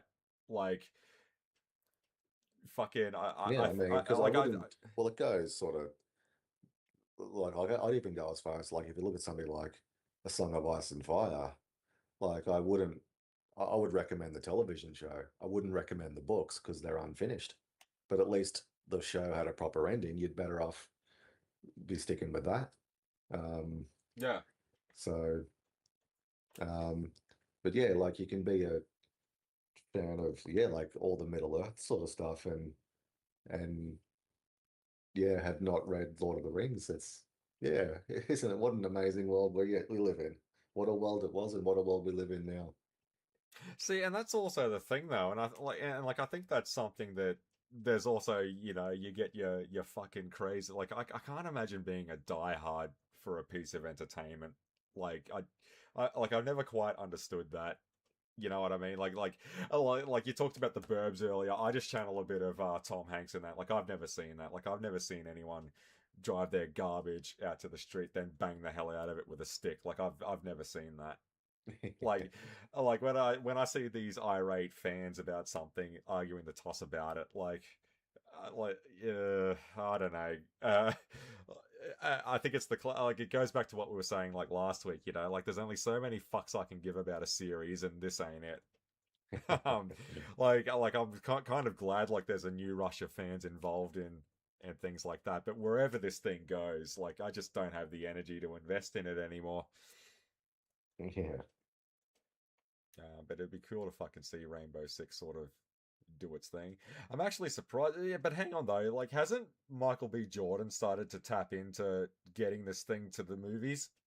Yeah, he's playing John Clark. So the title character, Rainbow Six, is John Clark. He runs this That was the last anti-terrorist I group. heard. So that role has been cast, and it's Michael B. Jordan, Yeah, and well, he it's was in a film called Without Remorse. So that yeah. introduces, actually, the character was in a few other ones. So yeah, the Clancy books followed Jack Ryan, and then they sort of spun off into John Clark. He had a few books of his own, and yeah, he runs this anti-terrorist group called Rainbow, and yeah, he's number six in the group. Yeah, his code name is Rainbow Six. It's yeah, it's really cool. I haven't seen Without Remorse. I was turned off by some of the reviews for it weren't that good, but the last I read, yeah, Rainbow Six was sort of in development as a film. I'd like to see a movie because I had some friends who were more into Tom Clancy than I was. It took me three or four cracks at the book actually. It's a big whopper of a book. It's nearly 1,000 pages, and I Fucking could hell. yeah, I took a few cracks at it because and Clancy does this really well. Like he'll introduce half a dozen or so plot threads, but they're all sort of disparate and not connected. And you're thinking, gee, where's this going? It's John Clark's in London, and then there's someone grabbing homeless people off the streets in Chicago, and then it cuts to like Washington, and thinking, geez, this better be going somewhere fast. And the way it all ties together is just brilliant, and in sort of the only way Clancy can. It's all these seemingly unconnected plots. By the time they start to coalesce at a certain point in the book, and it snaps into focus, you just think, yep, brilliant. What an Yeah, incredible book. I'll have to do this for Zombie after you said that. It's like Scary Movie at the end. Doofy, shithead. It all snaps together perfectly. Yeah. I had a lot of fun with the book, but yeah, it wasn't love at first sight. It took me three or four cracks to to finally knock it over. Because yeah, it's a pretty big book. Um, yeah, it's because it gets to a point where they basically can write whatever they want, um like in the wake of Sam Neill's passing, the hunt for Red October has sort of popped up on a few of my feeds, and you've got to if you haven't heard about it already, Alec Baldwin's tribute is going sort of viral for all the sort of wrong reasons. He posted this video offering his condolences, Hmm. but then it's sort of weird. He then starts talking about what a fucking great movie The Hunt for Red October is. It's yeah, like you got to see it to believe it. If you when we get off our live stream, you got to look up Alec Baldwin's tribute to Sam Neill. I've seen the thumbnail of people like fucking angry about it, but I haven't actually seen it yet. I was gonna say we probably should talk about Sam Neill before the fucking night gets away from us. Like I've revisited a few of the movies this week. I checked out Omen 3 and then I went to Hunt for the Wilder People because I still think that is an awesome movie, that one. Like I know, like Joe Mazzello weighed in on it, saying, Sam. I mean, like he was cancer free, and this is just like an extra gut punch and all that sort of stuff. And yeah, like the guy was 78, and those last couple of years weren't particularly kind to him, health wise, um, and all of that. Like I was pretty upset about it when I heard about it. Um, but now I'm sort of in like full on celebration mode. Like he gave us a lot, didn't he? Um, in his lifetime. Yeah, well, I uh, heard about it Monday afternoon. I got home from work and I logged into the SBS app to check the soccer scores, the World Cup scores, and it brought up this ad for a documentary, a focus on Sam Neill, a legend gone too soon. Thinking, what? What the fuck? And so yeah, I quickly Googled it, and yeah, I sort of quickly learned he'd passed away on Monday. So, because yeah, I was sort of no one had told me. I sort of just discovered it Mm. offhand, looking up the soccer scores. But going through his whole career, yeah, I dug up Omen 3. I didn't get a chance to watch it. I have this lavish box set, and I'm so glad I bought it of yeah, all the collection except that recent one that came out a year or two ago. But Yeah. I What want to definitely the first Omen, I think it was. But yeah, I remember because he plays the grown up Damien, and that was one of the first ones that popped into my mind. yeah. Um, But the most amazing thing about him is yeah, you go through his whole filmography, and it's yeah, you start from all the film. I haven't even seen all of his films, so that's how sort of prolific he was. But the ones I did see, you go down a list. That's not a bad movie. That's not a bad movie. That's not a bad movie. That's not a bad movie until you get to the end. Like I don't think he hmm. was ever in a bad movie. Like I think of all the movies I've seen him in and all the television shows, because I think his role as Cardinal Wolsey in The Tudors was terrific as well when he did television. But I mean, yeah, The Hunt for Red October, Dead Calm, Jurassic Park, Event Horizon, The Dish. Yeah, um, I know, and one quote from Sam Neill from Event Horizon is one that I try my best to work into every single day, like when I'm out doing my job and that kind of stuff. It's when uh Lawrence Fishburne has given him shit about wanting to leave the Event Horizon, and then William Weir just turns to him and said, "I love Sam Neill when he delivers this line. Look, now we came here to do a job." I'm like that all the time to people that start freaking out. I yeah, already am home because I loved him as a villain. And yeah, not to mention Dr. Weir. you meant yeah, Doctor Weir. You've given me nothing but bullshit. And like like I was sad, but like at the same time, like every time I talk about him, I start tearing up because I'm just so happy. Like it was definitely a very fulfilled sort of a life as well. Like not much was left undone. Um, like I don't think many people get to say that. And like great as a villain, great as a hero. Quite a lot of his films like he's worked alongside children. Like Hunt for the Wilder People, Jurassic Park, and I Yeah, seen Metten here made the post about. I saw the kid in Jurassic Park. Yeah, Joe Mazzello, the actor that played Tim, Jurassic Park movie. But he's grown up now. He posted about Sam, and yeah, and I think that was a pretty solid take. Like I know Ariana Richards has made a post about it. I don't think it was a video, but she has spoken about and all of that, and just yeah, he's incredibly good at acting like he hates us on screen, but he was like nothing like that, and he's like he's the same prick to the kid in Hunt for the Wilder People, but they have such incredible chemistry. Like he's always had that sort of way about him. And yeah, Hunt for Red October, like that one speaks for itself. Like one of the first things that popped into my head, like again, like because you just start thinking about the things that you recognize him from. Like you said, going through the list, yeah, that's all right, that's all right, that's all right. Like he's sort of got that credit in the bank, and I just love that quote that Sean Connery says to him because they're both gone now. Was let them sing. Yeah. um, Yeah, it's incredible book, incredible film.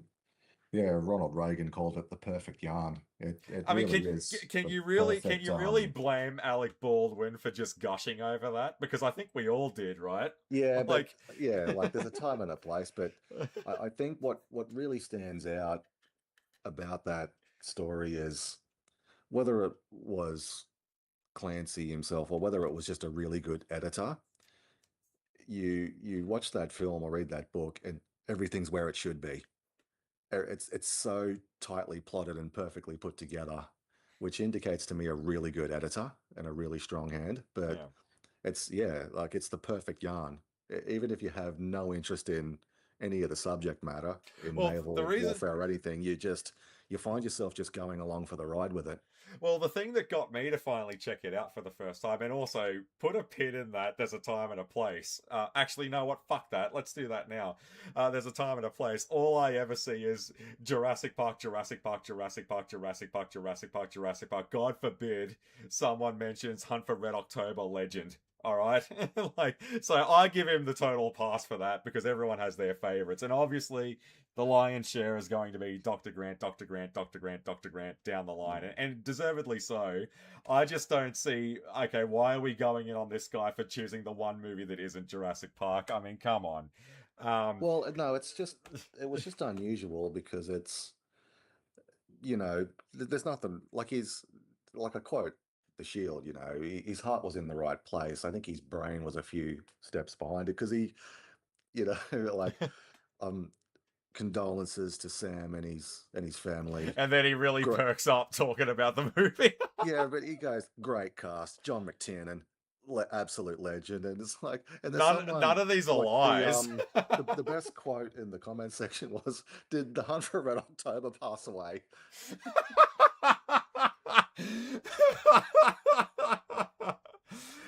But the way I see some of these fucking tributes that are coming out with like the T-Rex dropping flowers on graves and all of that, did Jurassic Park pass away? Like again, like I chuck it back to there, like because everyone's mourning the characters and the movies.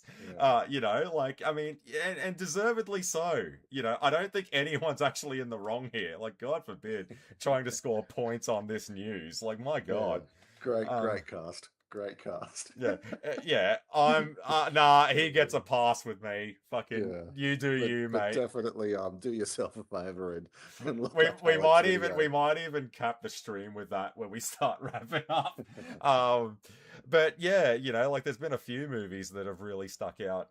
That he's done, and I was very late to the party with Event Horizon, but one thing that I think is just such a true sort of Sam Neill trait was what he said to the costume design in Event Horizon. Like he wanted, because they all have their nationality, like their flags on their sleeves. He requested could the Union Jack be replaced with an Aboriginal flag and the rest of it stay as an Australian flag, because he always had the idea that that's what it should probably go to, with the Southern Star and all that kind of stuff. Um, and I really sort of like that endearment about him. That was a really cool idea that he had, and it's a very little thing to the overall ensemble of that character, but it's a very standout piece as well.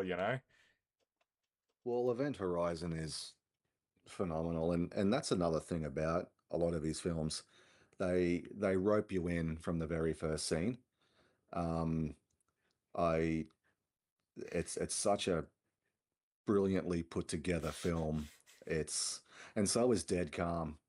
Like Event Horizon, yeah, it's hard to put into words. So I saw that. I missed it at the movies. I saw it on rental, and it's a film that really stays with anyone who watches it. Like it's not an easy film to forget, and Yeah, you can not watch it for 20 that years was and you that still was have such a Billy vivid. Zane, wasn't it? Yeah, Dead Calm was Yeah, Billy Dead Zane. Calm. Yeah, Yeah. it's a very taut sort of thriller with a very young Nicole Kidman in it as well. But Event Horizon is just phenomenal. Well, what could have been a very hokey sort of throwaway sort of genre film, like the cast just really elevated it into, well, like look at so many things that have ripped it off, like things like Dead Space and that sort of stuff. Like, and there's even sort of fan theories that that's the prequel to Warhammer 40,000. Um, like that's how like high esteem people rate it, but um, it absolutely, it, yeah, like you see that movie, you can't forget it, Event Horizon. Well, it's still my favorite because of that line. We came here to do a job. Yeah, Doctor Weir. Yeah, yeah, William Weir, mate. Yeah, You can't yeah, fucking beat that. yeah. Yeah, Don't you. worry about Weir. Like he immediately gets killed. Yeah, doesn't he like pop up behind him and just Yeah, fucking roll him in the cargo hold? yeah. Like, Don't yeah, worry about don't. Weir. But I love it. How, yeah, that's Jason Isaacs, isn't it? Doesn't he say Yeah, that? Yeah, yeah. don't worry about where hangs up and he gets the fucking the scalpel. Then he just turns around. I think he gets glassed or something. Yeah, it literally happens Yeah, as soon as he he gets off the phone. pawns him as soon as he hangs up the radio. Mm. Yeah, William Weir, man, you can't. Yeah, get a bit of William Weir into you. Yeah, I was surprised to see that it's had a couple of spin-off comic book series because I just feel that trying to explain it will just ruin it. So yeah, it's had a prequel comic book series and it's having a prequel or a sequel series set a couple of 100 years later. And yeah, apparently they've been very successful because they actually explain like what the monster was and all that, but I just thought it like all that stuff, it's um better off left to the imagination. So I was really surprised to see that it's got some additional material. There's a good Sam Neill panel where they asked him about this extended version and if he could verify the rumors about these extended scenes and that kind of stuff. And he says, "Yeah, I do remember filming them, but like what it was kept in like a fucking salt locker or something, and the negatives have since been destroyed. Like as much as people want it, from what I'm told, it's simply not possible. The Yeah. footage just doesn't exist anymore." Yeah, well, they had no idea it would be a hit. Um, not necessarily at the box office, but again, it's sort of a bygone world now. Like some things really do find their audience on rentals and home video, and it did Yeah. huge numbers then. Um, so yeah, to the point where it's now considered like a classic, and it's really stood the test of time because not many sort of sci-fi stuff does sort of age well, but that movie absolutely, it may as well have come out yesterday. I know. I was just There's thinking very about little that that, then, like the green room when the hallucinations start. Like what the actual drive, that cylinder, the sphere, like all yeah, that stuff just looks so fucking cool. yeah, like it could have came out yesterday. Like there's very few things in the film that have dated, if anything. Um, it has really stood the test of time. Yeah. Well, I already am home, Yeah, um, and he like slithers off into the darkness. yeah, and yeah, that's just courageous storytelling to have Weir he succumb is to the evil he is is so yeah, and like just the I mean, like this is the fucking adult Damien. Like, of course he's gonna make you feel unsettling, but like just that, like I smirk at the "we came here to do a job" line, but the next thing out of his mouth is the "I already am home." yeah, Like, yeah, she won't let you leave. yeah, Like it just gives you chills, doesn't it? Like he's yeah, such a it's a good villain. Yeah. yeah, it's such a scary film. It's yeah, it's quite like I'd easily put it in the top 10 best horrors I've ever seen. It is such a fucking scary film. Like, would you say, like, you could almost make the argument, like, does it border on cosmic horror or is it religious horror? Well, it's Like both really, isn't it? it Yeah. is, There's yeah. Like definitely that's very unique to have yeah, both of those there's sort of together. Like yeah, there's it's definitely some Lovecraftian elements in there and they're very slickly done but yeah, it's um, and I think it's good. It's never outright sort of stated. It's Mm. like, and the scene that sort of always chilled me was the scene with Jason Isaacs and Lawrence Fishburne when he properly translates the Latin. Mm. Um, Save me because from hell. yeah, because I think like, and this is brilliant because it's never explained. Like I believe the ship actually went to hell, but Well, so some do people I. like to It's believe like, that it just went to a hellish dimension or something well, like I that. suppose that's the real argument. Did it go to like the Judeo-Christian hell? Yeah, I Like, believe it did. Yeah, I believe it did. Yeah.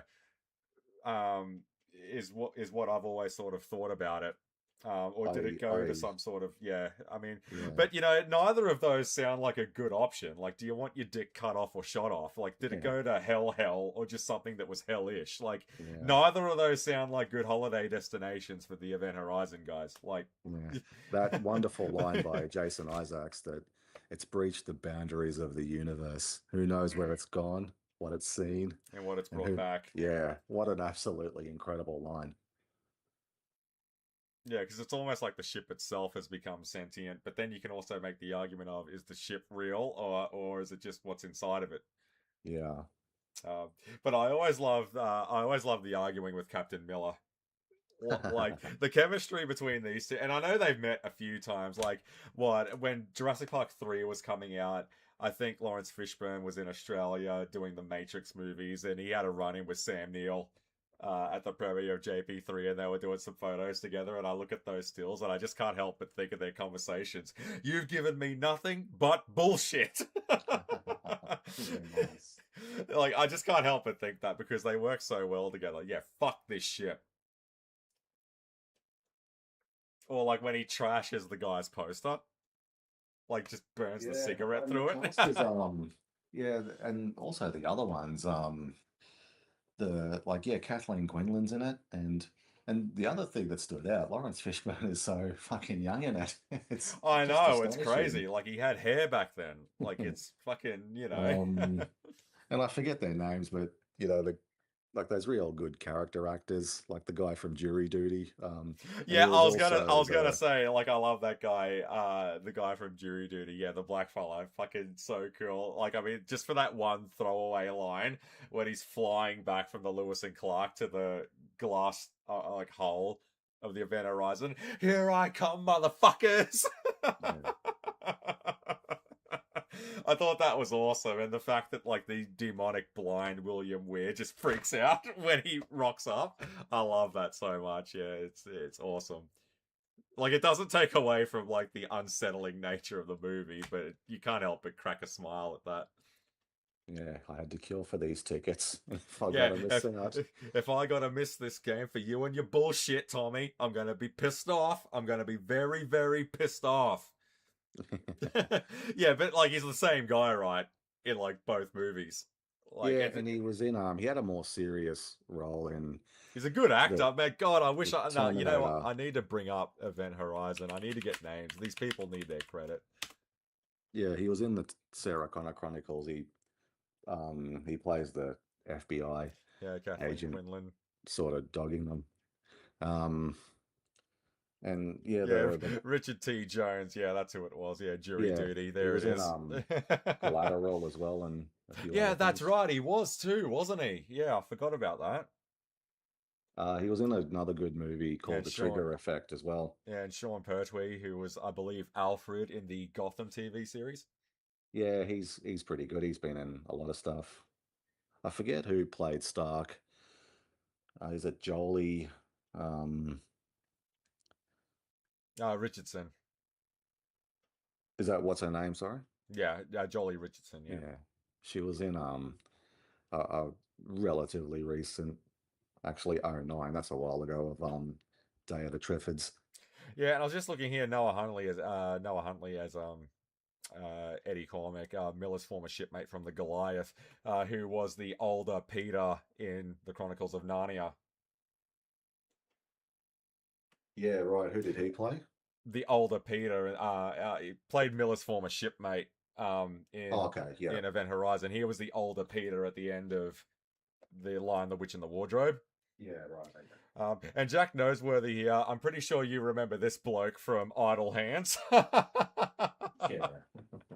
Yeah, I always love it when they corner Devon Sawa's character. Then he just fucking holds him up. Go on, Maggie, give him what for? And he's already cut his hand off at that point.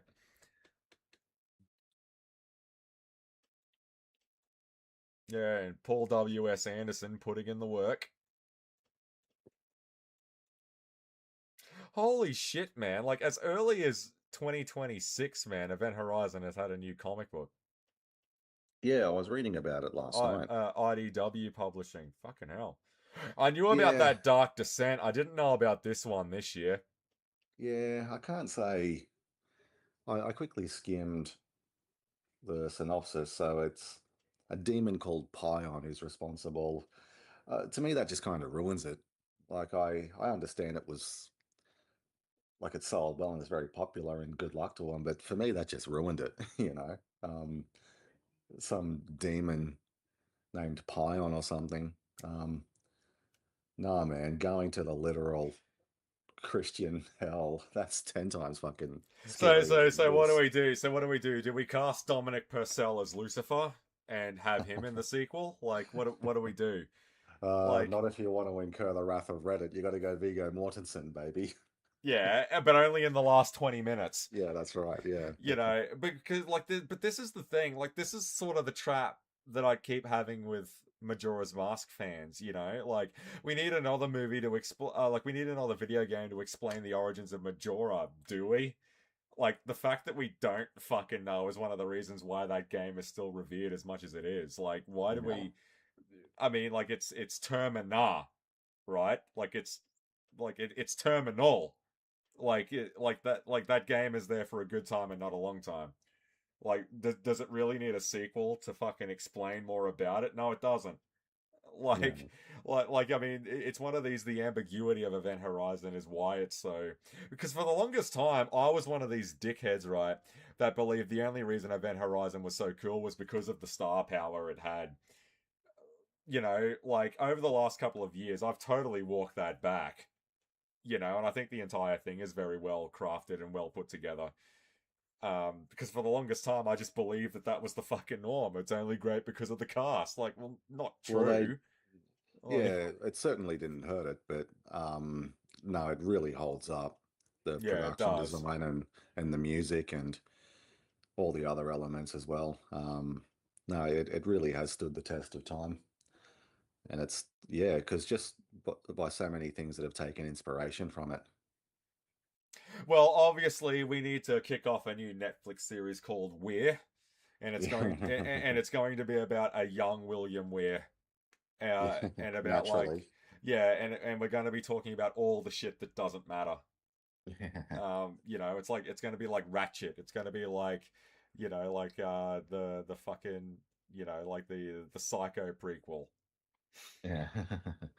Um, yeah, it's going to be like all that kind of stuff. And then we'll do a spin-off. We'll do one on Miller about why he's, you know, sort of the jaded captain the way that he is. I also like that line from, like, I know it's sort of Sam Neill's night. I like that line from Lawrence Fishburne. Mistakes, no one goes home. Yeah.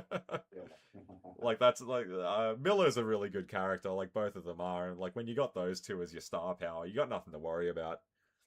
Yeah, I think so too. Yeah. Like, because I think like what you said before about going through like Sam Neill's filmography and like, yeah, that's all right, that's all right. Because I think what ended up happening with Sam over his films sort of gets to the point of he's got that much credit in the bank. If he's in it, you're prepared to give it the shot and just let it do its thing. You know, like not many actors get that. You know. Yeah, very much so. And yeah, I never really sort of like I can't think of a bad movie he was in. Um, yeah, going through his whole sort of filmography, yeah, it's pretty astonishing, and I don't remember him ever giving a bad performance. um, so I yeah, no, remember one of the things that used to rock up every time Sam Neill was a topic of discussion was the biggest missed opportunity of all time was that he was never James Bond. I might be in the minority on this one, but I kind of think James Bond is beneath him. Like, I don't Yeah, I know, man. think so too. I think he's too good for Bond. But everyone was like, "Oh yeah, man! In another time and place, he would have been a terrific Bond." Now, I don't doubt he wouldn't have been. I reckon he totally would have been. I just think it's totally beneath what he can really offer. I reckon he's far leagues above James Bond. Why would a guy like that do James Bond? Yeah, I'm the same. He's too good for it. Yeah. Yeah, I don't know. I cop a bit of flack from the Reddit guys whenever I say that. I don't know. Maybe I'm just totally out of touch. We are talking about Event Horizon from 30 years ago. Maybe I'm not up to snuff on all this sort of stuff, but I always thought, yeah, the whole Sam Neill should have been James Bond. I'm like, I don't doubt for a second that he could have pulled it off. I just think it's totally beneath him. Yeah. But what else? Like Elijah would have made a great Shinji Ikari back in the day. Yeah. Who knows? Maybe. Yeah, it makes you wonder. Maybe in another sliding doors moment he was like maybe instead of Roger Moore, like maybe instead of like Pierce Brosnan or Timothy Dalton, that actually did happen. Um, but if I've got my facts straight, whether or not he's in the final cut of this movie now, I'm pretty sure Godzilla next year will be the final time we see him on the big screen. Um, so yeah, I'm not too sure. I know he's got a film coming out later in the year. Um, yeah, I didn't know he was in Godzilla. Yeah, he's got a part in Godzilla and Kong Supernova. He's joined the Yeah. cast, but they've kept that so tight to the chest. Like this thing doesn't even have a fucking official synopsis yet. But Sam Yeah. Neill was on the cast of that, and I don't know. It's trendy these days to just pretend that someone is not attached to a movie. I guess it comes down to how much of it was completed or whatever. I trust they know what they're doing. I'll Yeah, I just don't necessarily mind that. It's good to have sort of some surprises. Like I'm really keen to see the Odyssey, but they haven't revealed who's playing Poseidon yet. And there's like persistent rumors that it's Robert Downey Jr. I'm really intrigued to see who they went with. So yeah, they're deliberately holding it back to surprise the audience. So I don't mind when they do that because we're just sort of used to sort of everything getting well, spoiled. they're doing a better fucking job than Star Trek Into Darkness with Benedict Cumberbatch. Now, look, he's not playing Khan. Don't worry about it. Yeah. Like it was like the worst kept fucking secret of all time. No, you're barking up the wrong tree. It's not Khan. And then the trailer comes out. My real name is Khan. Yeah. Like, I mean, it was the worst kept fucking like because of course he is. Like he's in the movie, but we're not telling you who he's playing. You mean Khan, right? Yeah. There were no surprises in this. But I hope he does rock up in Supernova, at least in some capacity, and then that sort of that could be it. I mean, you go out like I know a lot of people cite Jurassic Park and all of that, and I think to appear in a Godzilla movie that Spielberg was very fond of is the sort of the last one. I don't know. I just think it would sort of go a long way with a lot of people, but I trust they know what they're doing. Yeah. I'm not one of those guys where no, we need to fucking CGI and bring relatives in and digitally map faces onto them, a la you know, fucking what is it? The Walker family. I don't know about that. Yeah. But like if it's there, leave it in there. I reckon. And but if it's not and they don't have it, or if it's incomplete, by all means remove it. I trust you.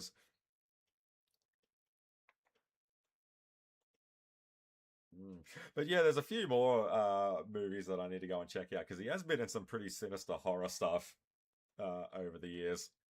Not that that's what I'm going out of my way for, um, but yeah, I'll have to check it out. And I mean, especially after the whole Alec thing, I'll have to give the Hunt for the Red October another look. The first time I checked it out was that I was just googling um, what are some good submarine movies. Like I like Fallen Kingdom, Jurassic World Fallen Kingdom for no other reason than it has a submarine in it. Like it's the only Jurassic movie to have a submarine in it, and I like underwater stuff.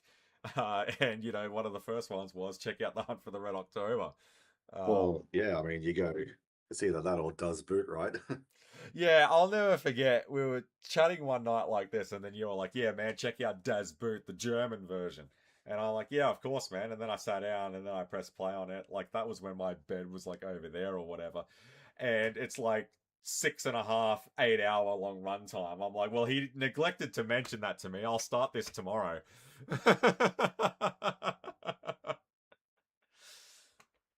But it didn't disappoint. I did actually get through that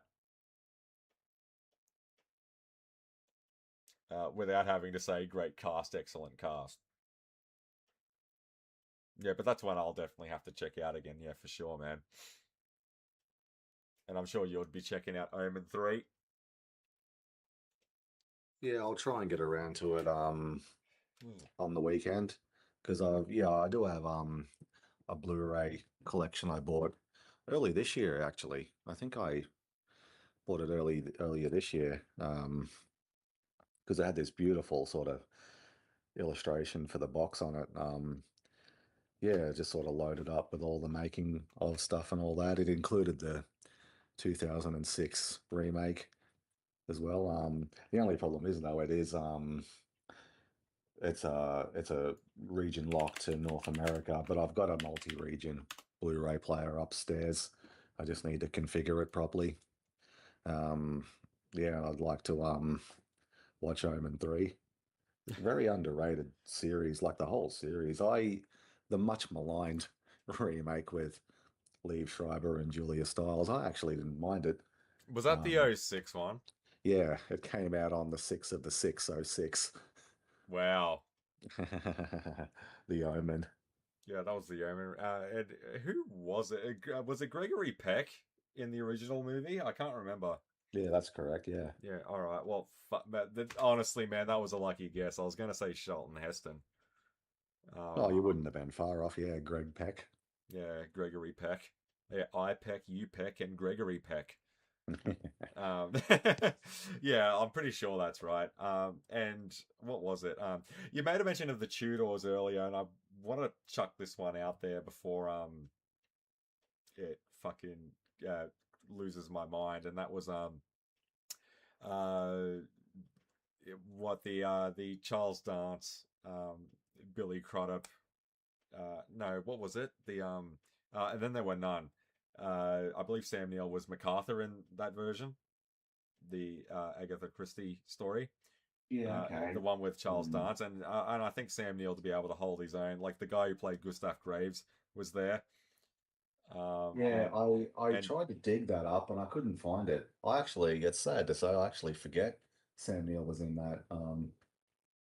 But yeah, I read the book and loved it, and I even really though he's enjoyed that. even though he's whacked like what fairly early, like he's like the fourth one I think to, or about maybe the halfway point when he goes, he seems to be the only one out of the lot to actually sort of realize what's actually going on, and he's so good at it. Like the dread that he gets in that with as MacArthur is so cool. Yeah, I'll have to yeah, I forgot all about that actually. I'll have to I tried to find my copy of that and I couldn't. I believe I'll it's have on to YouTube. You can catch it there. yeah, okay.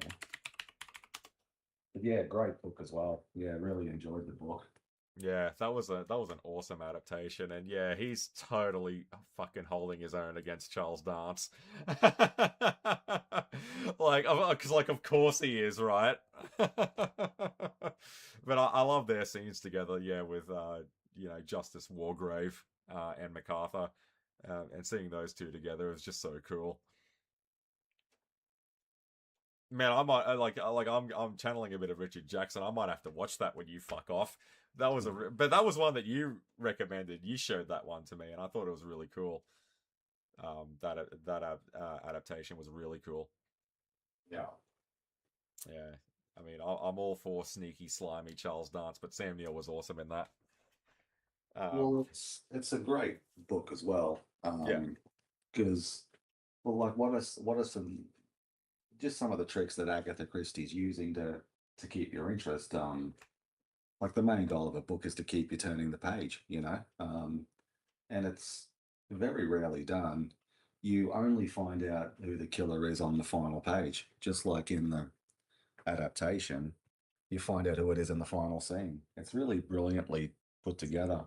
Um, yeah, just the timing and yeah, the bodies keep dropping, so it just holds your interest, and the sense of dread really permeates the book as well.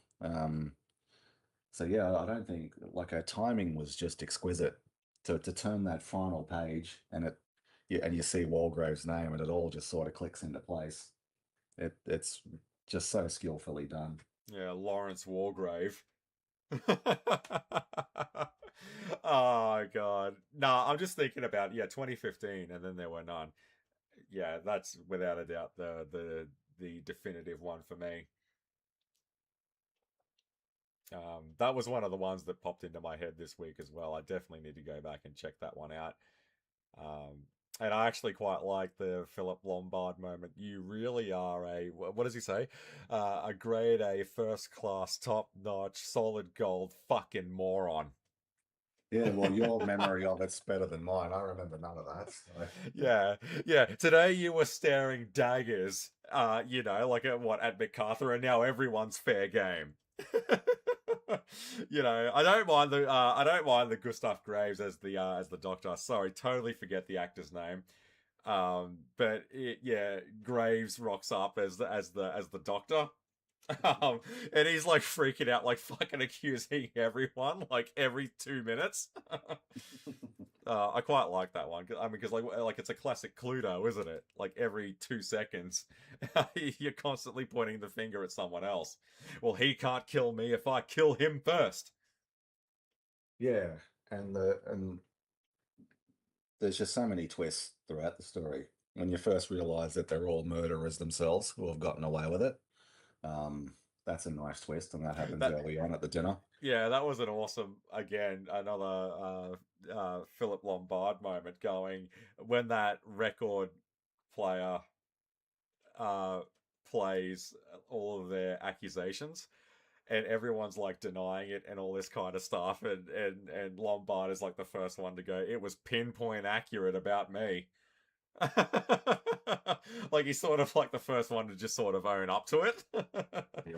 Like it got literally no fucking details wrong about my accusation. It was bang on the entire time.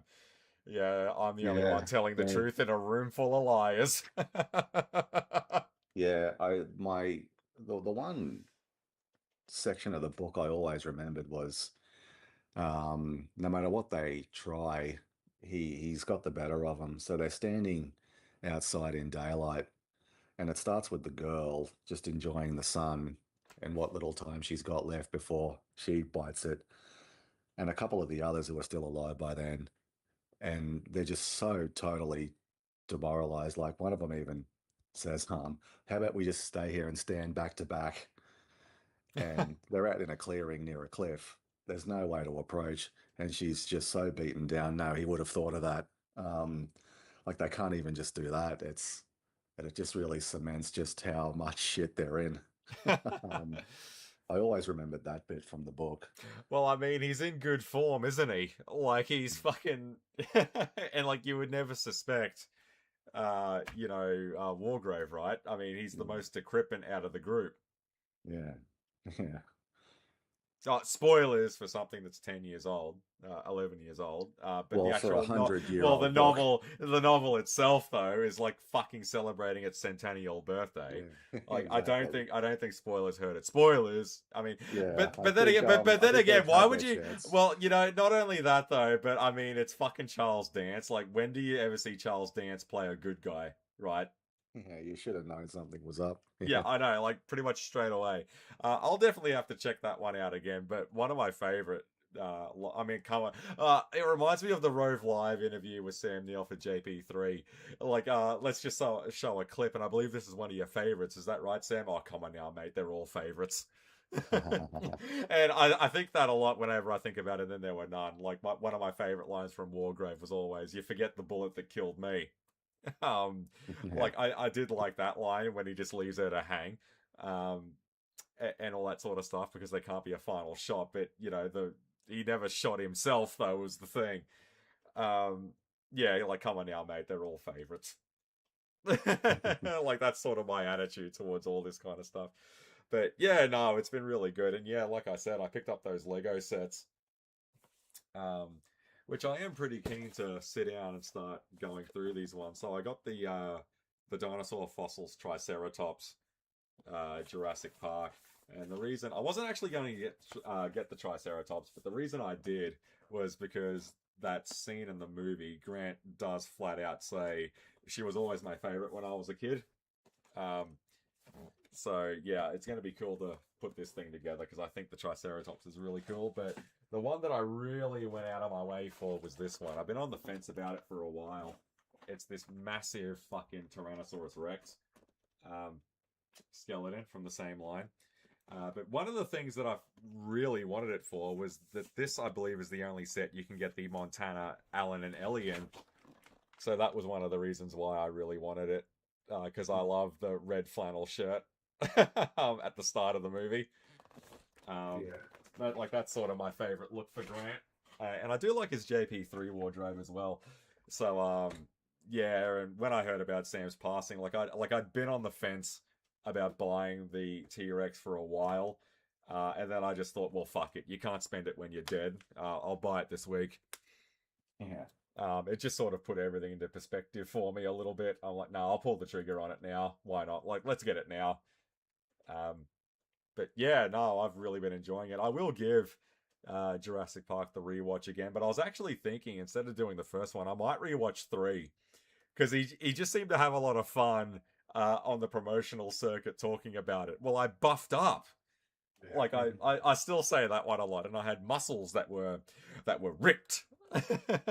And yeah, so what does Rove say to him? Like, what'd you have to do to get fit for this movie? Well, I buffed up. You know, I had muscles that were ripped, and you know, men stood aside and women noticed me for the first time. But it's all gone now, so don't worry about it. And I also really like the line that he said of what do you do to relax when you're not being Sam Neill, dinosaur action star?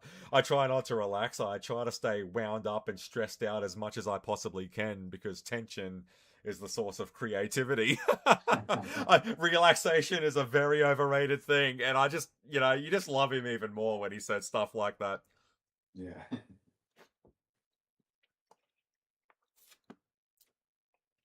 Yeah, so I might even just go through some even more of the interviews and stuff like that. But no, it's been awesome going through it because, like, again, I like to think about that Michael Goff line in Batman and Robin in '97. Like, there's no defeat in death, and it's been more of a bit of a celebration about the things that he has done this week, and just incredible range.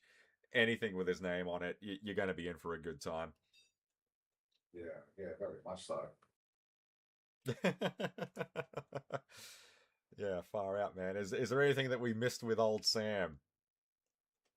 No, I think that was it. I mean, yeah, Yeah, maybe there's like something that come to mind. yeah, like I'm sure, like fucking like next week we'll be doing the same thing. Like something will pop up and then we'll start talking about that. But yeah, no, like it's like there is no defeat in death. Like if someone offered me 78, I'd probably take it. Yeah, there's worse ways to go out, I suppose. Yeah, but they were all bad. But the other thing as well, and this sort of is a good sort of segue into it, right?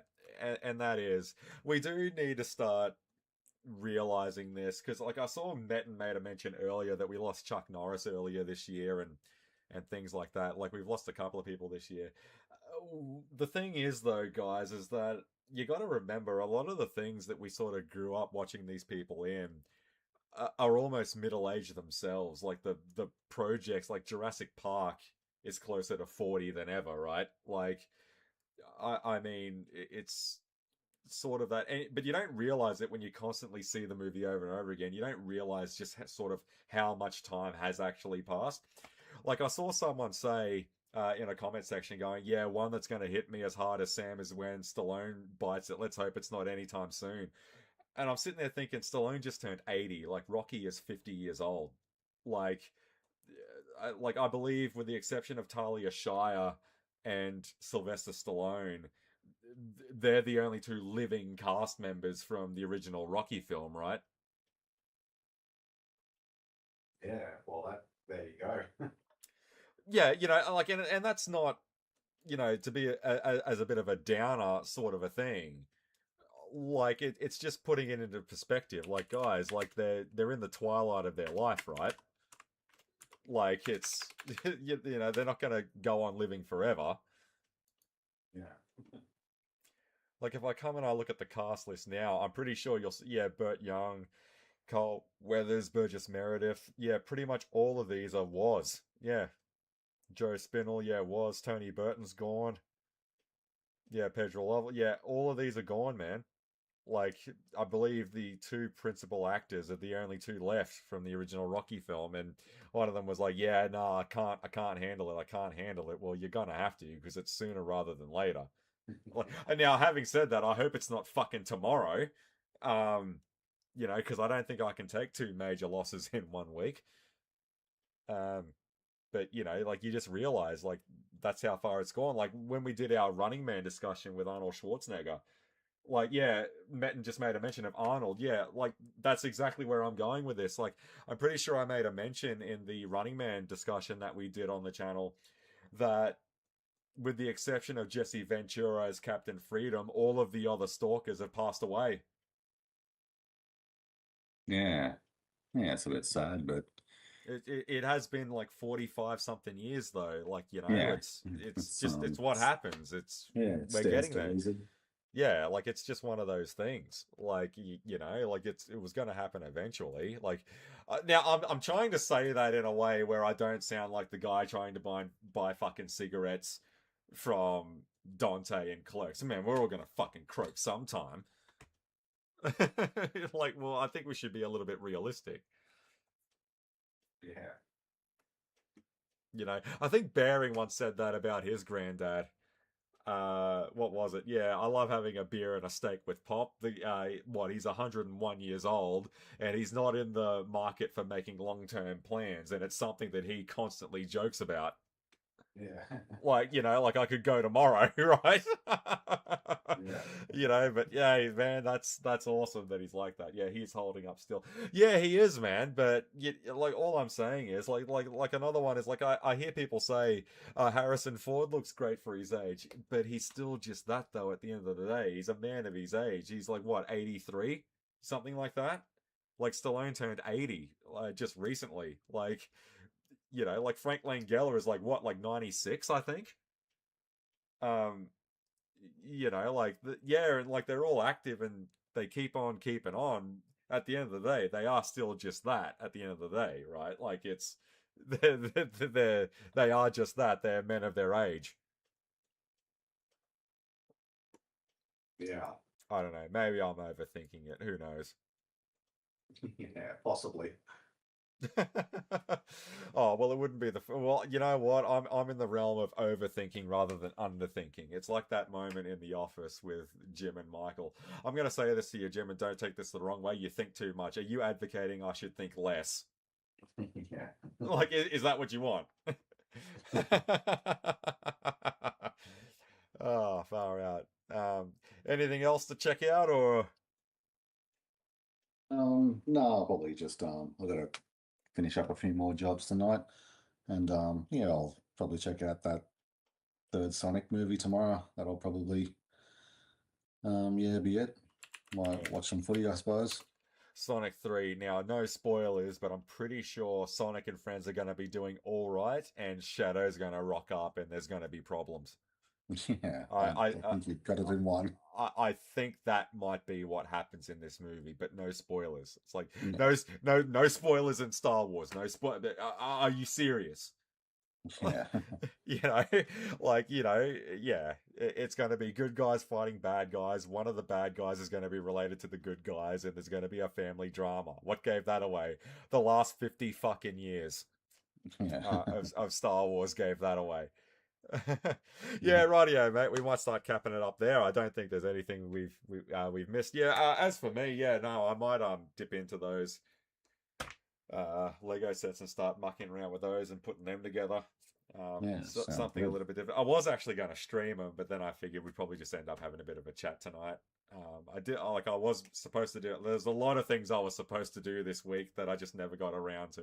Yeah, it's all on the later base. Stick it on the later base. Yeah. But yeah, that's probably going to be it for me. I'll probably check out Hunt for the Wilder People again. And yeah, I need to get around for the. I mean, isn't it interesting? Like, there's a direct correlation there. If you want two awesome Sam Neill movies, just search for the word Hunt. Yeah. You get Yeah, Hunt for that's the right. Hunt for the Red October and Hunt for the Wilder People. You cannot go wrong with either of those two.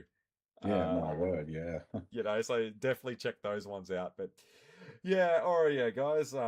We'll wrap up the stream there. Thanks everyone for weighing in tonight. It's been a pretty good night, having a bit of a chinwag about old Sam and Sonic, and yeah, everyone stay out of trouble and don't do anything that I do. I mean, you leave that to me, and I'll make up an excuse to get out of it. I can do it. I don't know if I can do it with you guys. What does Seth Gecko say? George Clooney? What is it? It's the do as I say, not as I do. Matt, I'll probably catch you in the DMs. Take it easy, guys.